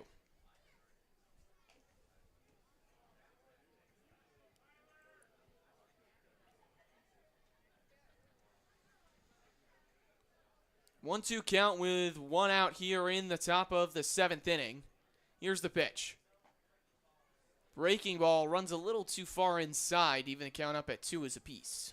I didn't start at the right place with that slider to go to the 2-2 count. Arn seems to finish this batter. This is a 4-3 game, and the Bucs, it's a big game for the Miners too, but the Bucs desperately need this game. The 2-2. Called strike 3. Toki goes down looking for out number 2 and strikeout number 3 on the day for Cade Arn. This will turn the lineup over for James Provencio. Provencio playing second today. Now batting number 7. Started the season as one of the best hitters in the league and over a 400 average, but has fallen off to around into the mid-200s, and he's 0 for 3 today. They came into this game at 299, just below the 300 mark. The first pitch from Arn is in there for called strike 1.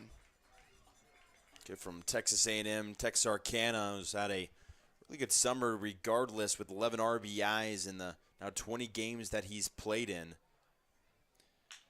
That ball is swung on and hit into left center field. Under it is Bilter, and he makes the catch for the final out of the inning. Cade Arn walks a 1-2-3 inning as we head to the bottom of 7th. We'll be right back after the stretch.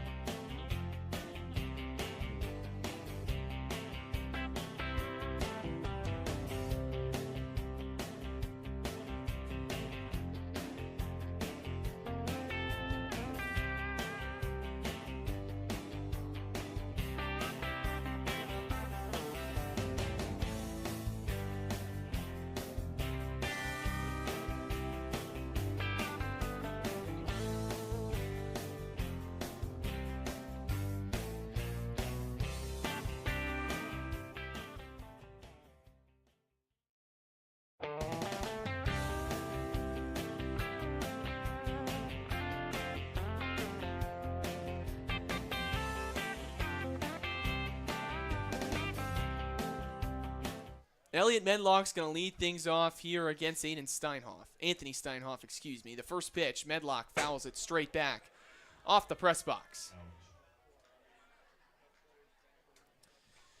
Medlock is 0 for 2 today with a walk.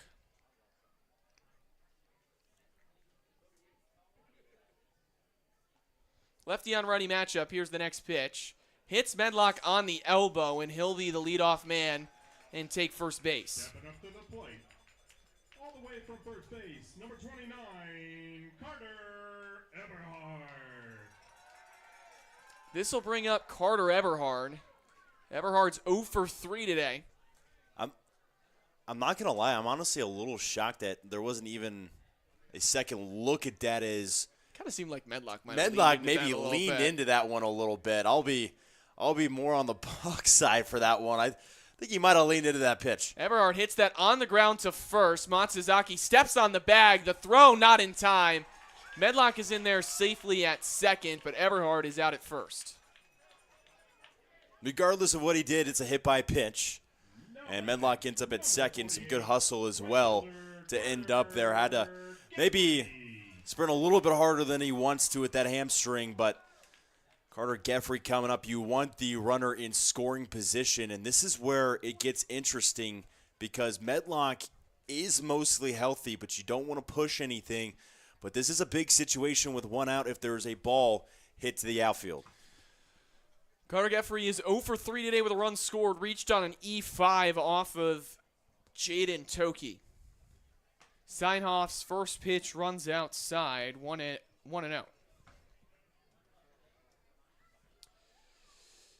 Bucs lead this 4-3 here in the bottom of the 7th inning. Miners with a runner in scoring position. It's Elliot Medlock off of second. Here's the pitch to Geffrey. Hit on the ground and through for a base hit into left field. They're going to hold Medlock there at third as McGarry got to it quick. Runners at the corners with one away for Ridge Erickson. Yeah, even a really fast runner or Medlock at 110% probably not making that there with how shallow that ball was hitting the left field and Kai McGarry charging it quickly. Easily a good stay and a good call by Jackson Jarvis. Pretty obvious that time, but now it's first and third, and you got Ridge Erickson, just as good of a hitter as Carter Geffrey is. Erickson leads the league coming in today in batting average as the pitching coach wants to have a conversation here with Steinhoff. It'll be interesting to see how the Bucs pitching wants to play this AB with Geffrey off of first and one out. Geffrey has some speed, a couple of stolen bags on the year for the Iowa catcher, and Ridge Erickson, a dangerous hitter, already has a base hit today. If you're having a good time, let's hear ya.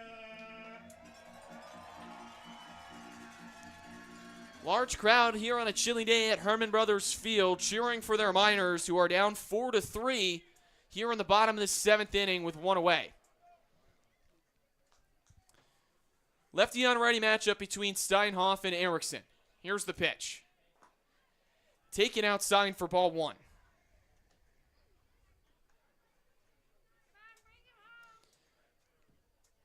The Bucs looking to pick up a crucial game in the ABL standings to try and have a shot at first place. And the Miners looking to extend their lead and extend their winning streak to 11 straight. The 1-0. Erickson fouls it off. With a Miners win, they can at least clinch a spot in the top of the World Championship that begins on July 21st, excuse me. 1-1 count with one away here in the bottom of the 7th inning. Steinhoff delivers. Upstairs and away. 2-1.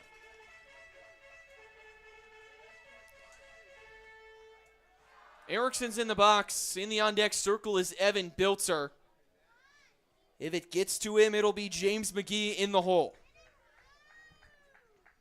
Elliot Medlock leads off of third. Carter Geffrey off of first. Erickson doesn't need a bat 1,000 to bring the runner home. Here's the pitch. Erickson, a chopper over to third.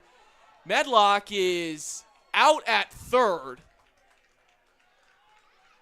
Wow, that is just unbelievably unfortunate. I mean, you could have argued that Medlock maybe could have taken off to home, but with what you're kind of holding back from him, maybe I don't even think he would have made it to home on that play, regardless of what happened with the chopper over to third. He didn't have the chance to get back to the bag because it was just down the line. I mean, that's just an unfortunate play.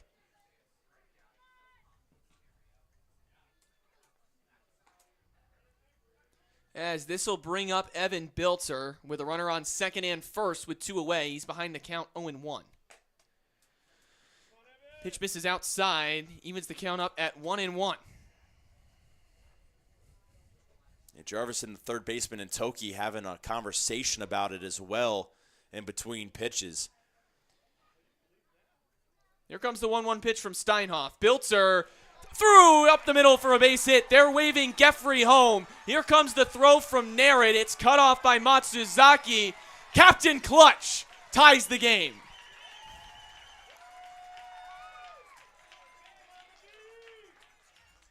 And Captain Clutch it is. Evan Bilter coming through again, the brainiac from Colorado School of Mines. We call him Captain Clutch for a reason, and that's going to bring out Coach Silva as well, as the day is going to be done for the pitcher in Steinhoff.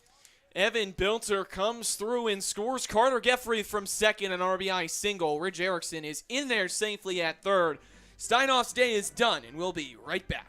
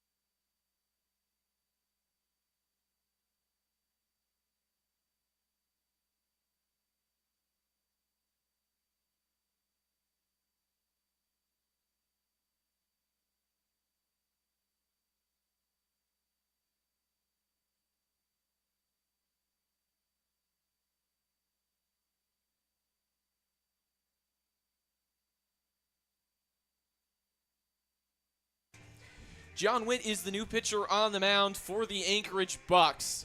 We're in the bottom of the seventh inning. Miners just tied the game up off of a base hit from Captain Clutch himself, Evan Biltzer. There's runners at the corners with two away.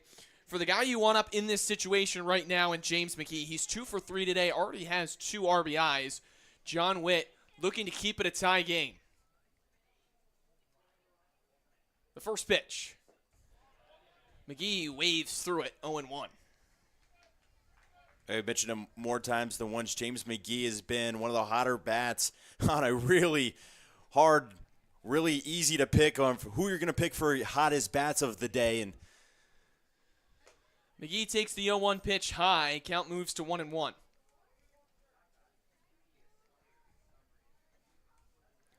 The runner at third is Erickson. The runner off of first is Biltzer. There's 2 outs here in a 4-4 ball game in the bottom of the 7th inning.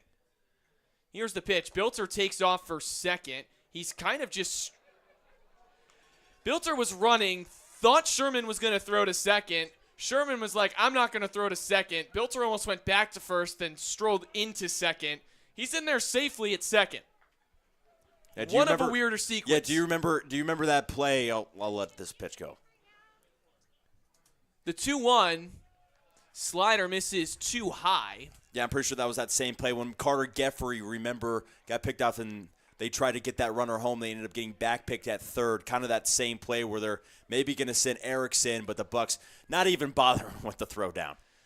Second and third now in a 3-1 count to McGee. McGee fouls that pitch off. Overs Matsuzaki. He's going to give it a look by the fence. It's out of play. Full count now to James McGee with runners at second and third.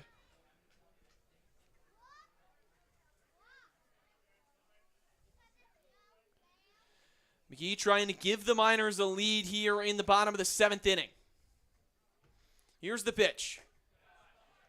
Just misses on the outside corner with the fastball to load the bases for Carson Grout.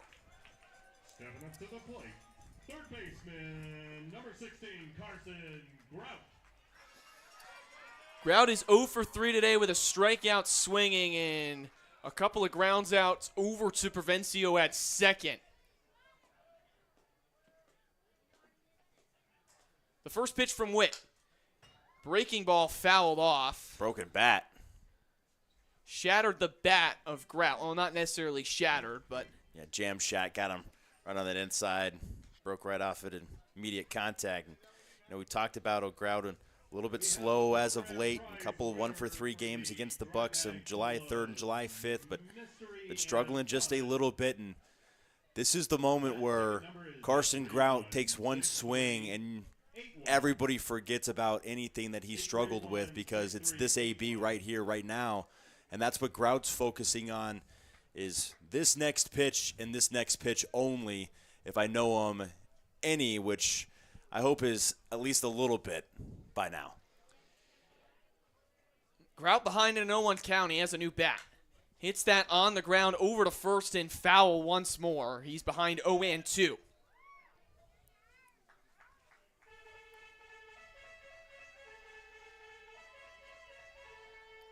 Two inside pitches from Witt. We'll see if he goes to the outside part of the plate here against Grout for pitch number 3. Righty on lefty matchup. Here's the pitch. Breaking ball runs too high, 1-2. Good take by Grout. Erickson off of third, Bilter off of second, McGee off of first. It's a 1-2 count with 2 away in the bottom of the 7th inning to Carson Grout. Here's the pitch. Skied into left field. Over is McGarry right by the foul line, and he makes the catch in fair territory to leave the bases loaded. But Evan Bilter comes through to tie this game up at 4 apiece. We're headed to the top of the 8th inning.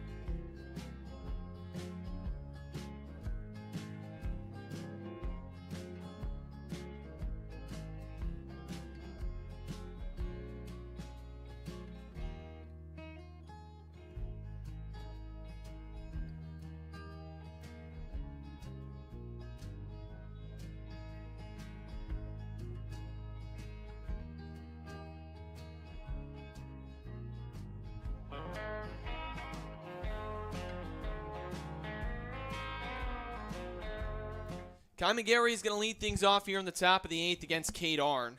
This will be the 40th pitch of Arn's day. And it's in there for a called strike 1. Arn has already struck 3 batters out today. Gave up the go-ahead run for the Bucs in the 6th inning, but the Miners came back to tie it in the bottom half of the 7th. It's a 1-1 count now to McGarry. who is 1 for 3 today, got caught stealing in the top of the first inning.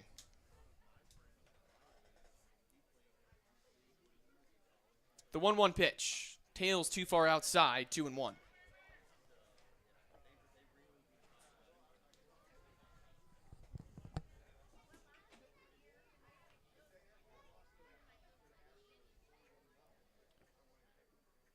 Here's the 2-1 from Arn.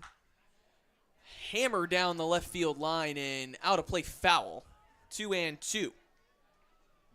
And talk about how good Kate Arn really has been. He's given up 1 in this game, but I mean, really the 7 innings before that he pitched against Eagle River, he pitched 7 scoreless innings, giving up just 3 total hits over those 7 innings. The 2-2.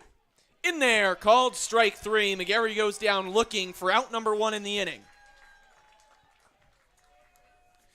This will bring up Landon Underhill, the lefty shortstop today for the Anchorage Bucs. Underhill has kind of filled that empty hole over at short after Grant Haas went down with a hamstring injury. Underhill is 0 for 3 today.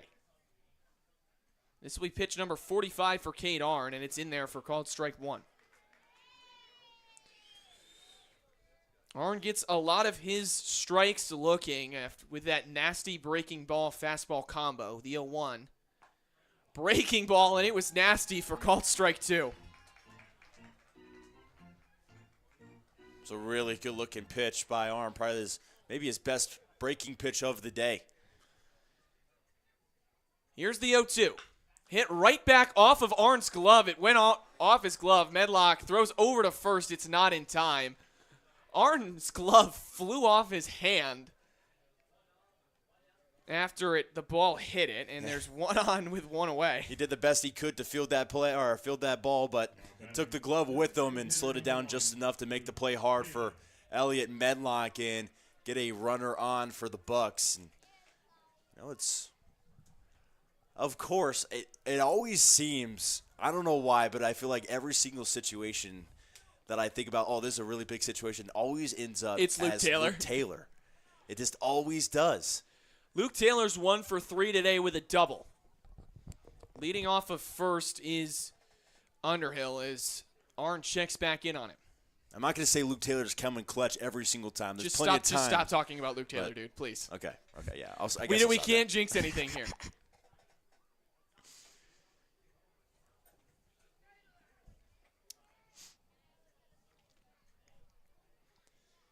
Arn is set for the 0-0 delivery. Here's the pitch home. Fastball finds the inside corner. 0-1's the count. Underhill leads off of first. If Kate Arn can get a ground ball, potentially turn 2 to get out of this inning. And that was the ground ball, but it ends up foul. 0-2's the count.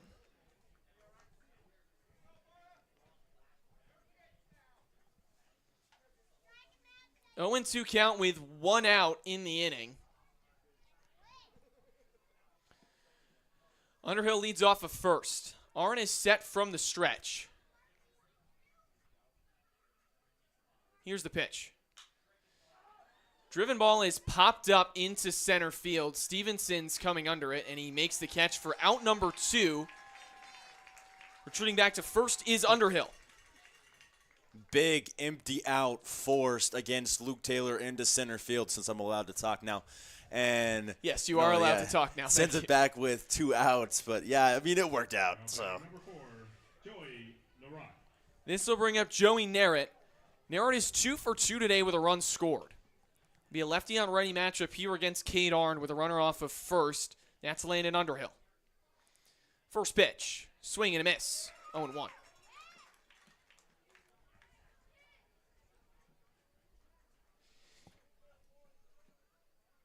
Colin Miskelly is warming up in the bullpen for the Miners as they check back in on Underhill at first. He's in there safely. Ty LeBrun electing to go with both of his lefties today. Miskelly, the other one, and Josh Jansen we saw start this game as they check back in on Underhill once more. Narrett waits for the 0-1 pitch as Arn comes set and delivers. Taking off is Underhill's. That ball's hit back up the middle. Stevenson comes on, fields it cleanly. Going for third is Underhill, and he's in there safely to put runners at the corners with 2 away for Ren Matsuzaki. Yeah, they knew Underhill was taking off on that play. It was a good hit-and-run situation, and ends up working out with a base hit into left center field. Ren Matsuzaki came through his last time up to give the Bucs a lead in the top of the 6th inning to score Narrett, who's at first. It's Underhill in scoring position over at third. Lefty on righty matchup. Matsuzaki's 1 for 3 today. That one hit coming in the top of the 6th inning. Leading off of first is Narrett. Here's the first pitch. Fouled off on the fastball, 0-1.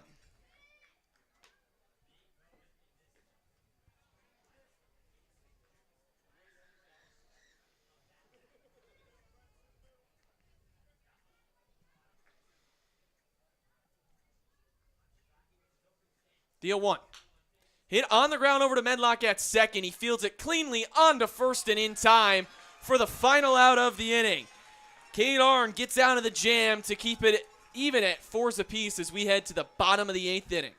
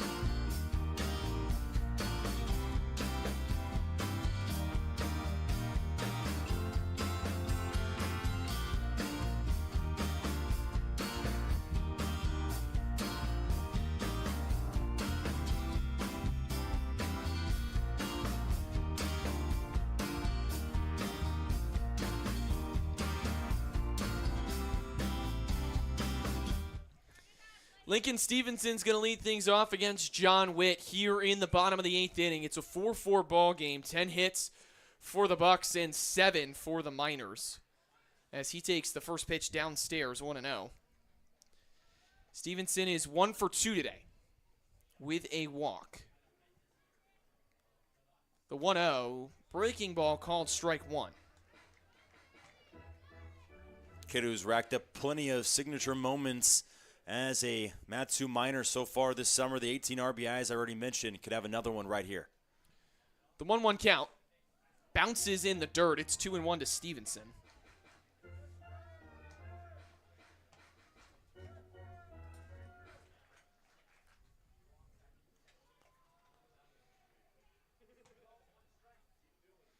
Two ones the count. Here's the pitch from Witt. Tails outside on a breaking ball, 3-1.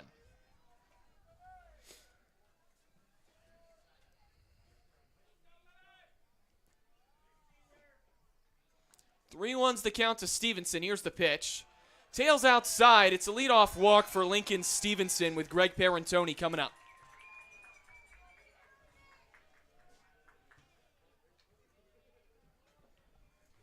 Now batting number 17. Parentoni 0 for 2 today. Parentoni. Was our player of the week. Had a 520 average. Just video game-like numbers from the Sonoma-Pitzer shortstop. He's got a runner on first in Stevenson. Showed bunt, but pulls it back. 1-0's the count. Yeah, if I'm the third baseman in Toki, I'm playing well up right now. I know that Greg can kind of slash it and maybe burn you, but the odds of Greg Parentoni bunting on this are extremely high. Parentoni shows bunt again, pulls it back. Ball finds the zone, 1-1. I wonder on how many breaking pitches they're going to throw Parentoni, considering they know that he's going to lay down the bunt. Considering, you know, probably a little bit easier to bunt with a fastball that doesn't move. 1-1's the count. Parentoni shows bunt, gets it down. Charging is Toki over to first in time. Stevenson's in there safely at second. It's the second sack bunt of the day for Greg Parentoni. And there's a runner in scoring position now for Elliot Medlock. Situational baseball wins ball games. Jackson Jarvis says it time and time again, and that's really what does win ball games. And, you know, it leads to Elliot Medlock, who, again, new commit of Rider University, has plenty of signature moments as well in a Miners uniform and could have another one here. Elliot Medlock looking to add on to his legacy in a Miners uniform. A couple of clutch homers, plenty of RBIs, and plenty of stolen bases. The first pitch from Witt is taken in the dirt, 1-0. I heard you the first time, but let's get louder. One more time, make some noise. The runner on second is Stevenson. Medlock's in the box with one away. The 1-0 from Witt. Medlock takes a breaking ball for strike one.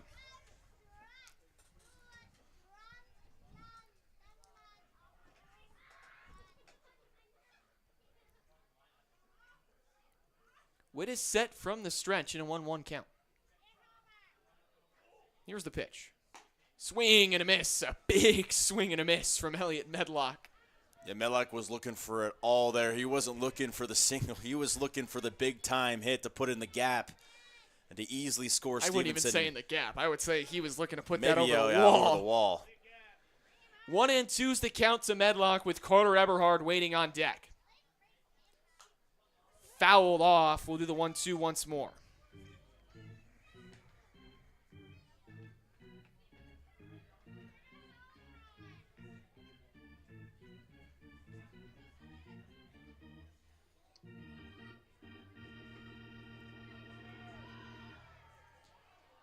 One and two with one away. John Witt is set on the mound. Here's the pitch.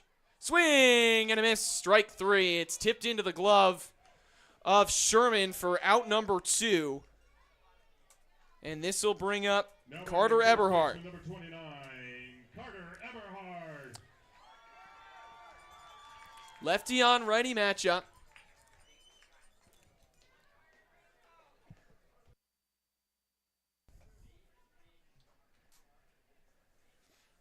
Eberhard 0 for 4 today.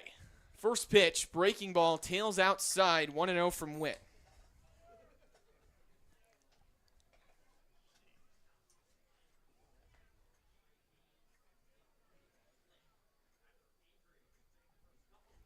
Off of second is Stevenson, the 1-0 home.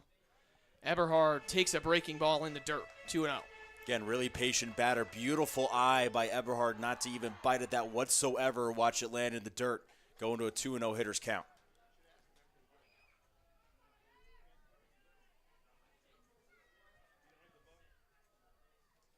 The 2-0. Eberhard fouls it off, 2-1.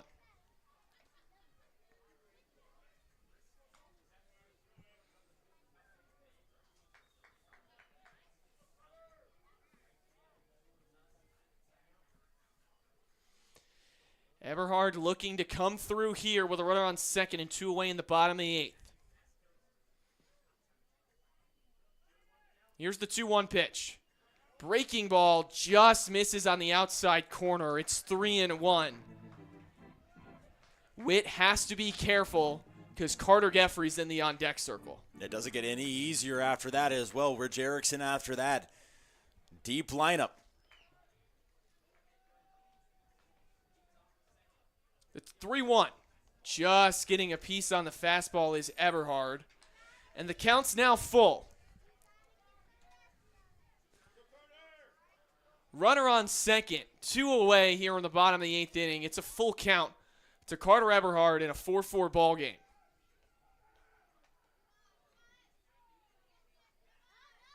payoff pitch. Swing and a miss. Strike 3. Witt is fired up as he keeps it a 4-4 ball game, and if the Miners are going to win, it'll be via the walk-off. Top of the 9th on the way.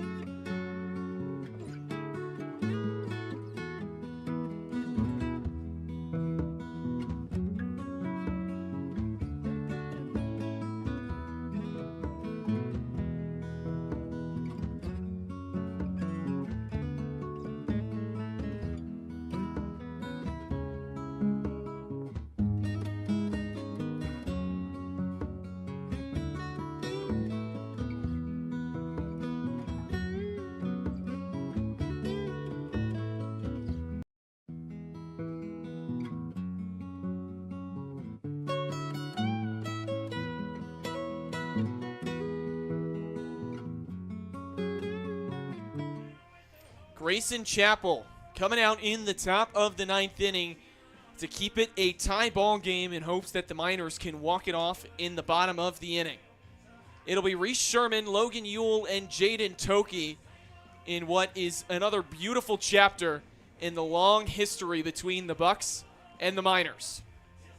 And Grayson Chapel, who has not been seen by the Bucs a lot in their meetings. The only time that he pitched in regular season was back on June 16th, nearly a month ago now, in a 4-2 win. Closed that game out and pitched a beautiful inning with a 1-2-3 inning. So going with his big guy in the 6'8", Grayson Chapel. Throws in the mid-90s at his best.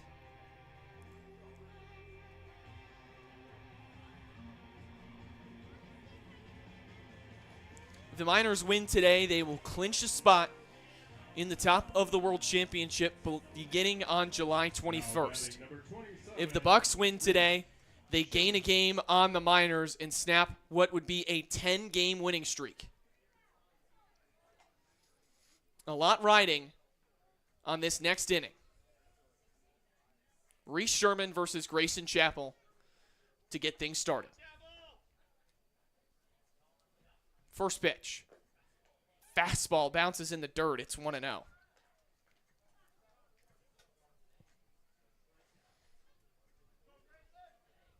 Chapel's got a lot of untouchable stuff. He's got to make sure he finds the strike zone. The 1-0 pitch in the dirt again. Has a lot of life on the fastball, but doesn't matter if he can't find the zone with it. Chapel gets a lot of strikeouts, but he also walks a good few batters. That's his kryptonite. Sherman's 0 for 3 today, as Chapel deals the 2-0 home. Fastball finds the zone.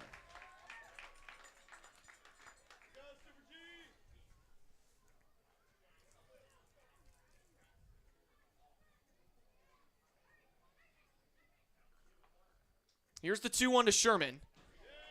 In there, called strike 2. Chapel's worked it back from a 2-0 to a 2-2.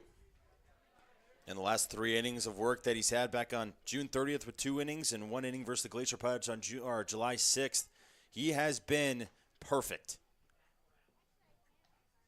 Chapel set from the stretch as Sherman awaits the 2-2. Here's the pitch.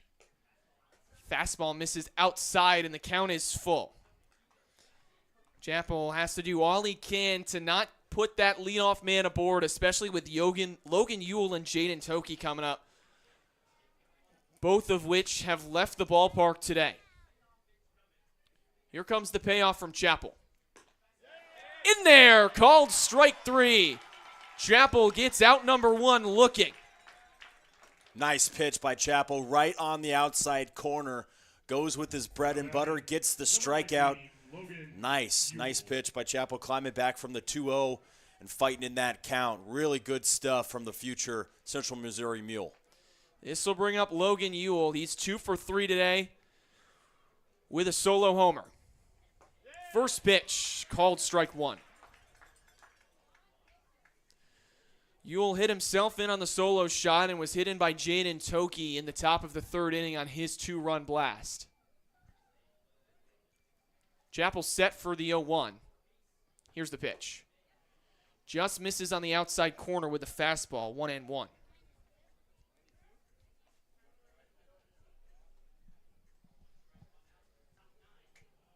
Top of the 9th inning in a tie ball game. The 1-1. Misses outside, 2-1 now to Ewell. It's Ewell then Toki, and if anybody gets on, it'll be James Provencio at the top of the order. Coming up for the Miners, it'll be Carter Geffrey, Ridge Erickson, and Evan Bilter. The 2-1 to Ewell. Outside, it's 3-1.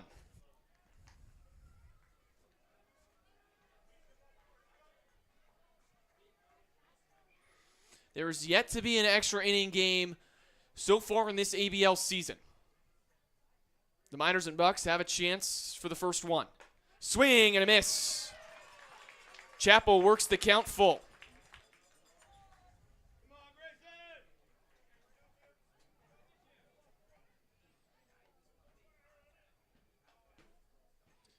Chapel gets his pitch from Erickson. He's set from the stretch. Ewell set in the box. The payoff.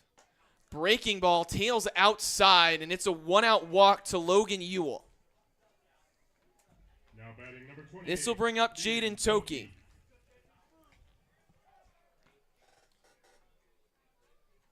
All Chapel needs is a ground ball and a double play to end this inning and turn it over for his hitters in the bottom of the 9th to win this game.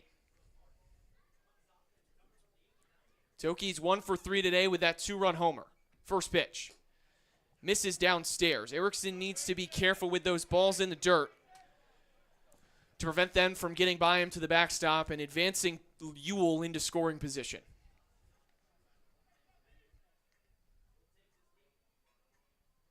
Here comes the 1-0 from Chapel. Bounces in the dirt. Taking off is Ewell. The throw. In time. They got him.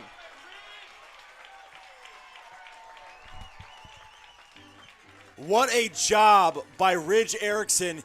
Seeing that ball in the dirt was Logan Ewell. Was thinking it was going to maybe ricochet off of Erickson or have a hard time getting that out of the dirt. He picked it up extremely clean and delivered an absolute strike to second base. Ridge Erickson behind the dish has been something else today. Back to Toki. It's a 2-0 count. Base is empty now with 2 away. Here's the pitch. Fastball catches the inside corner, 2-1. Man, what a throw. Just a That was beautiful an absolute throw. laser. Ewell got caught in between second and first, decided to go to second, and Erickson said no way. 2-2 on Toki. And Chapel responded right to that with back-to-back strikes to even out the count at 2s apiece. Loving it from Grayson Chapel. 2-2 count with 2 out here in the top of the 9th. It's a tie ball game. The biggest pitch of the season for Grayson Chapel. In there! Called strike 3. Toki gets punched out, and Chapel's hyped up. Miners coming up with a chance to walk it off against their biggest rival in the Anchorage Bucs. You won't want to miss it.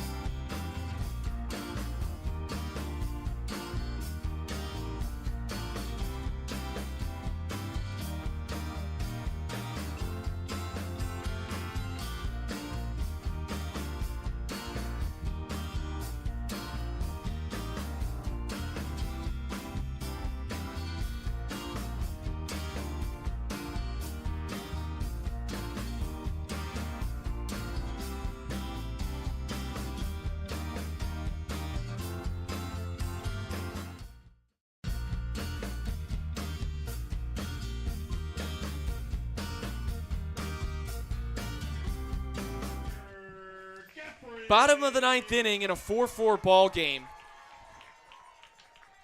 Miners looking for 11 in a row and a spot in the top of the World Championship. The Bucs looking to gain a game and snap a 10-game winning streak against their rival. Carter Geffrey is going to lead things off against Luke Barch. First pitch hits Geffrey, and the winning run is on first with Rich Erickson coming up. Now stepping up to the plate, number 6, Ridge. And you'd say, you know, well, at least you don't have to deal with Carter Geffrey, but now you got the leading average hitter for the ABL stepping up to the plate. And then after that, you got the dude that we literally nicknamed Captain Clutch for that situation.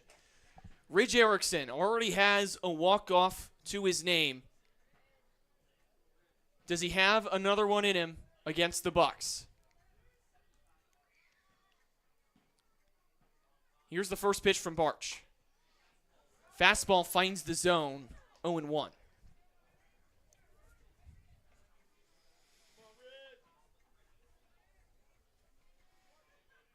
Erickson has been wonderful on the defensive side today, throwing out multiple base runners. The 0-1. Breaking ball tails too far outside. Evens the count at 1-1 on Erickson.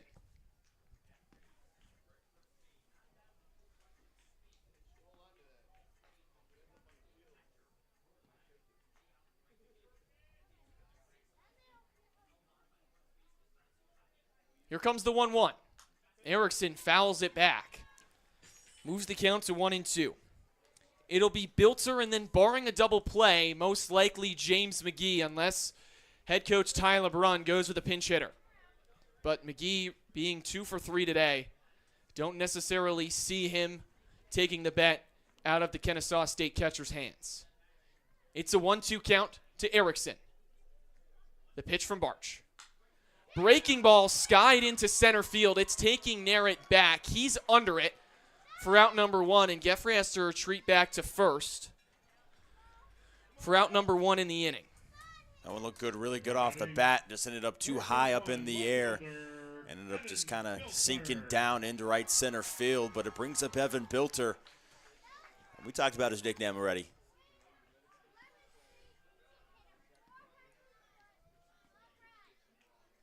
The first pitch to Bilter. Popped up in foul territory. Sherman is under it. Calling him off is Toki, and he makes the catch for out number 2.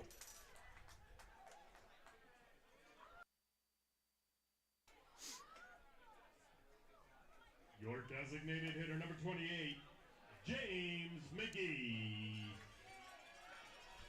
This will bring up James McGee.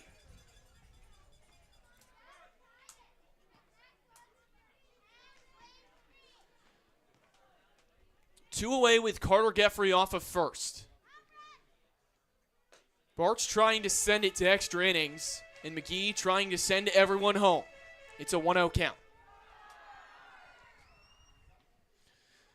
McGee is 2 for 3 today with a walk and 2 RBIs, a double as well. The 1-0. Taken upstairs, 2-0 on the fastball. If McGee gets on, it's Carson Grout.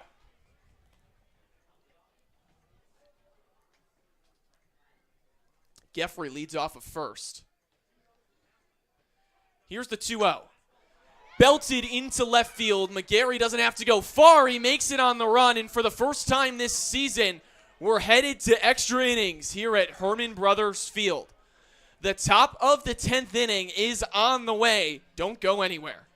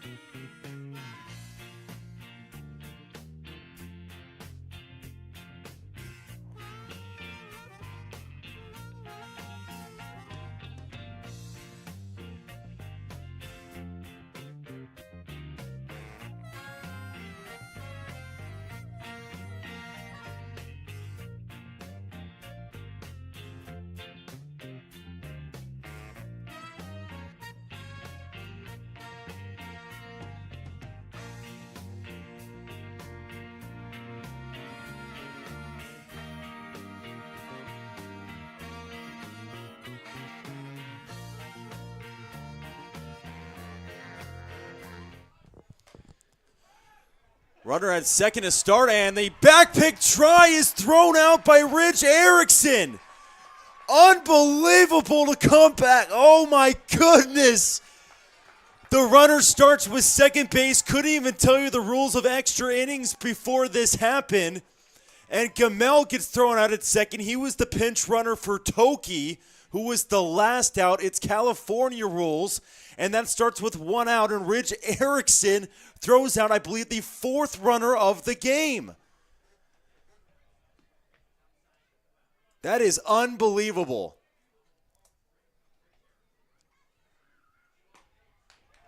Swinging him in by the batter in Provencio.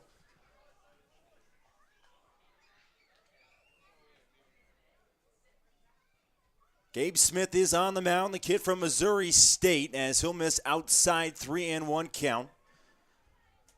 Got some help from the catcher from Erickson, as every pitcher has today.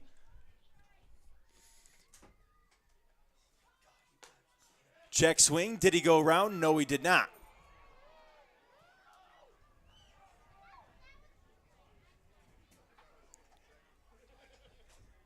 Now batting number 17, Kai McGarry.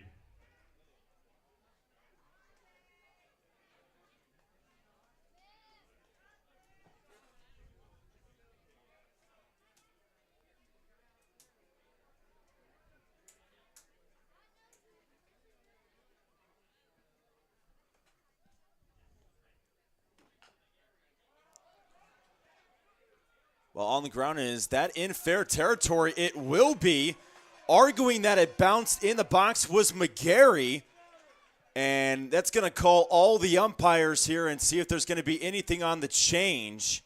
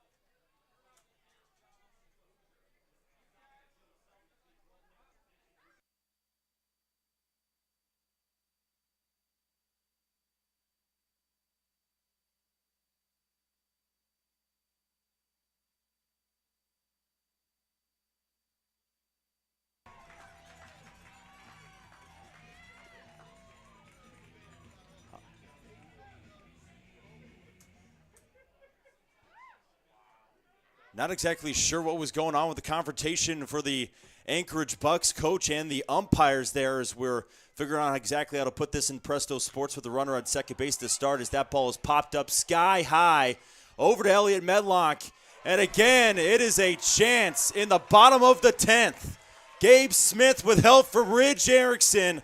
It's the Miners looking to strike gold in the bottom of the 10th.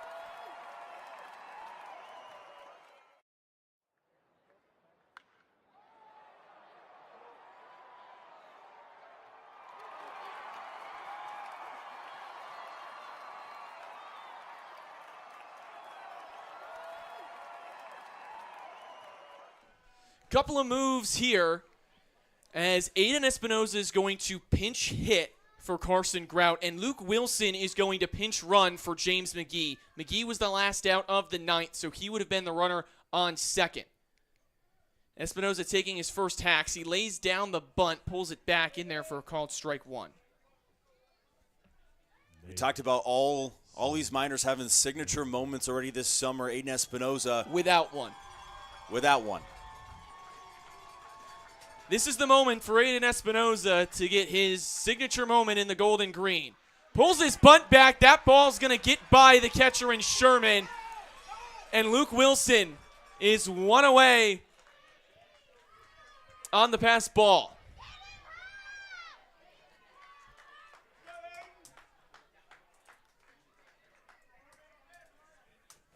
Now, all you really need to do, obviously the infield going to be played in cut defense with a speedster Luke Wilson.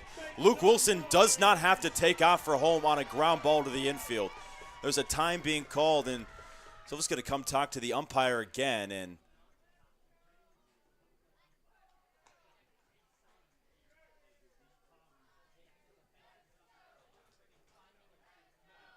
I think they're going to bring in 5 infielders.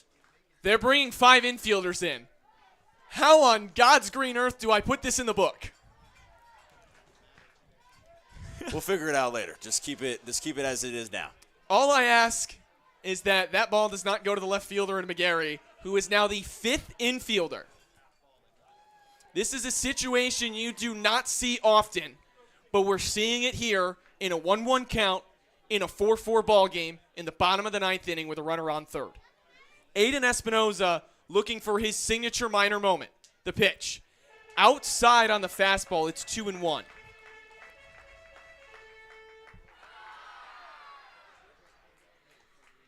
Espinoza arrived halfway through the season coming from UCLA. The 2-1, outside 3-1.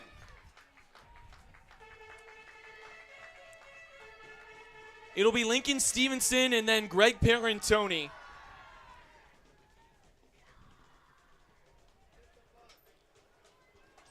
The 3-1. In there, called strike 2.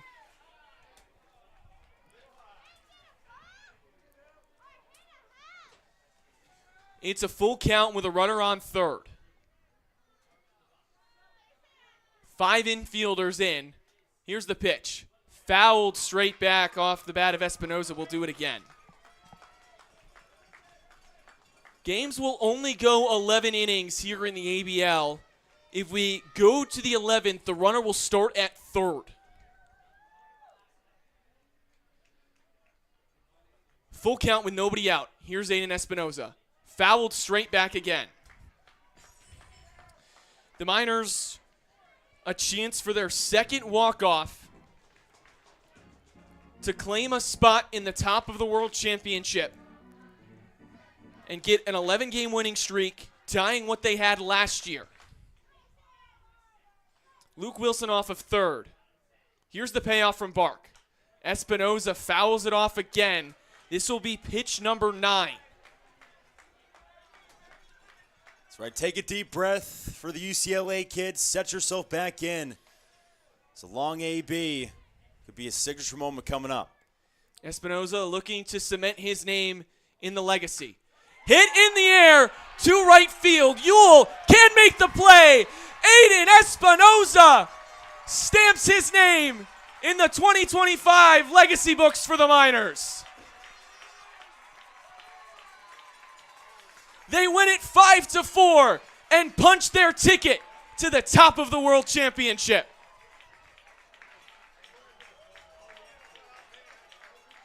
We were talking that every Miner has his signature moment, and now Aiden Espinoza, you have yours coming from UCLA. What a play. And I think they're going to dump the water on him. They are going. They're going to try to at least. And they get it done in right field. And man, oh man, what a job. It's 11 in the row and a spot in the top of the World Championship for your Mat-Su Miners. thanks to Aiden Espinoza. Another chapter in the rivalry games between the Bucs and the Miners comes to a close. Post-game show on the way. You don't want to miss it.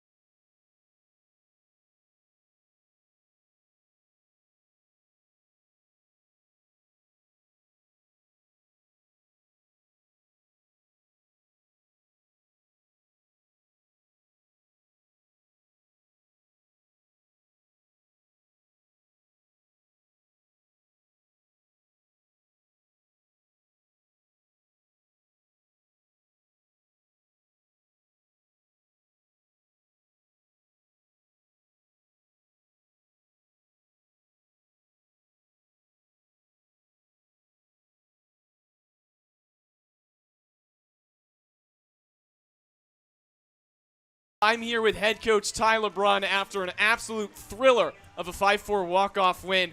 Ty, how are we feeling? Take me through the emotions right now. That was a dogfight, man. Our guys just kept fighting through all 10 innings tonight, and that's a really good baseball club.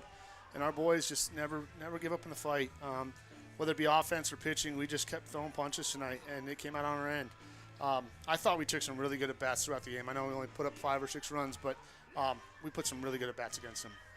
How do you kind of explain this 11-game winning streak? You had an 11-game winning streak last year, matching your best with a chance to make it 12 tomorrow against the Chinooks. Thanks for putting that one on me.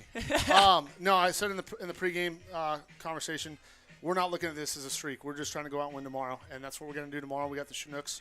We're going to go out and play our best baseball and give ourselves a chance to win. We'll hear from the walk-off hero, Aiden Espinoza, in just a moment, but you decide to bring him in to pinch hit for Carson Grout, giving him a shot. Obviously arrived here late in the season. What have you seen from him so far? He's a grinder, man. I mean, he was at the College World Series with UCLA. He got some big at-bats. It's funny. I actually was bringing him in to bunt. I expected them to either bunt and then walk the next 2 guys to get to our top of our order, and it didn't work out that way, but it worked out well for Aiden and us. So, well, Ty, thank you so much. We'll let you go down and celebrate with the team for win number 11 and a spot in the ABL Top of the World Championship. We'll hear from Aiden Espinoza in a minute. Don't go anywhere.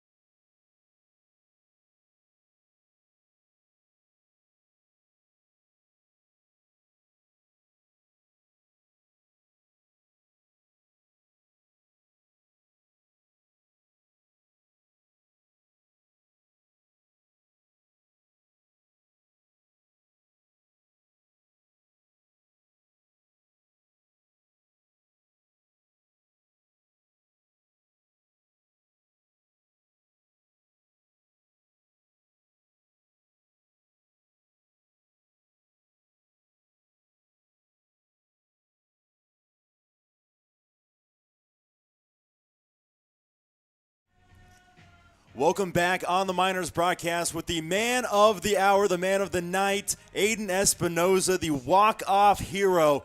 Take me through that AB and all those emotions. Well, I didn't even know I was coming in today to start, but it's all about staying ready.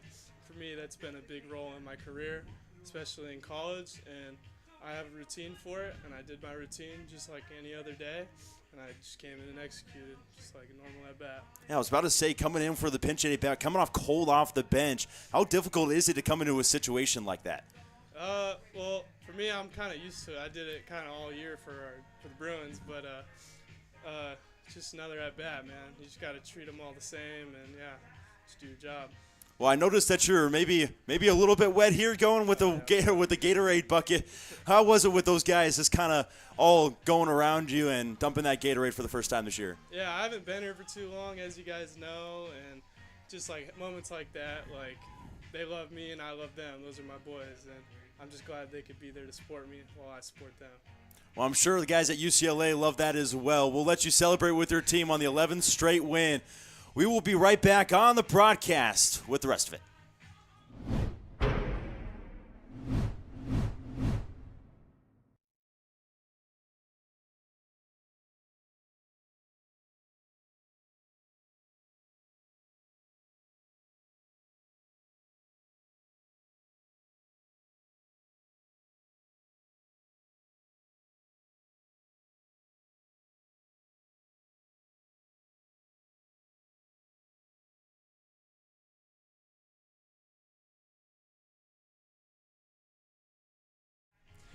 Wrapping up the post-game show here on the Matsu Miner YouTube channel broadcast. Miners win on a 5-4 walk-off. Just, Dylan, take me through this game and how the Miners got into this spot. Man, I don't know if I could take you through this game. This is a really impressive game. I mean, and also I got a shout out to my mom too. My mom's birthday is today. It was great. You had a whole game and this is when you do it. I have to shout it out in the post-game show, but I mean, it would have been a little bit better if you were on the play, or if I was on the play-by-play, it would have been a little bit better to do it then. But what an absolute game! I mean, it's just the Miners just never cease to fight in a game. It's incredible to watch. Whether you're down 8-0, 8-1 in a game, trailing by a run multiple times in a game that was a desperate win for the Anchorage Bucs, and now all of a sudden you find yourselves up 6 games. Your magic number's 3 for having home field advantage.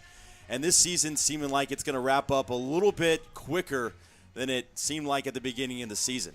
The Miners take it 5-4 on a walk-off from Aiden Espinoza. It's 11 in a row and a guaranteed spot in the top of the World Championship. We're back at home tomorrow against the visiting Eagle River Chinooks. You won't want to miss it with a chance at a dozen in a row. Have a great night, everybody.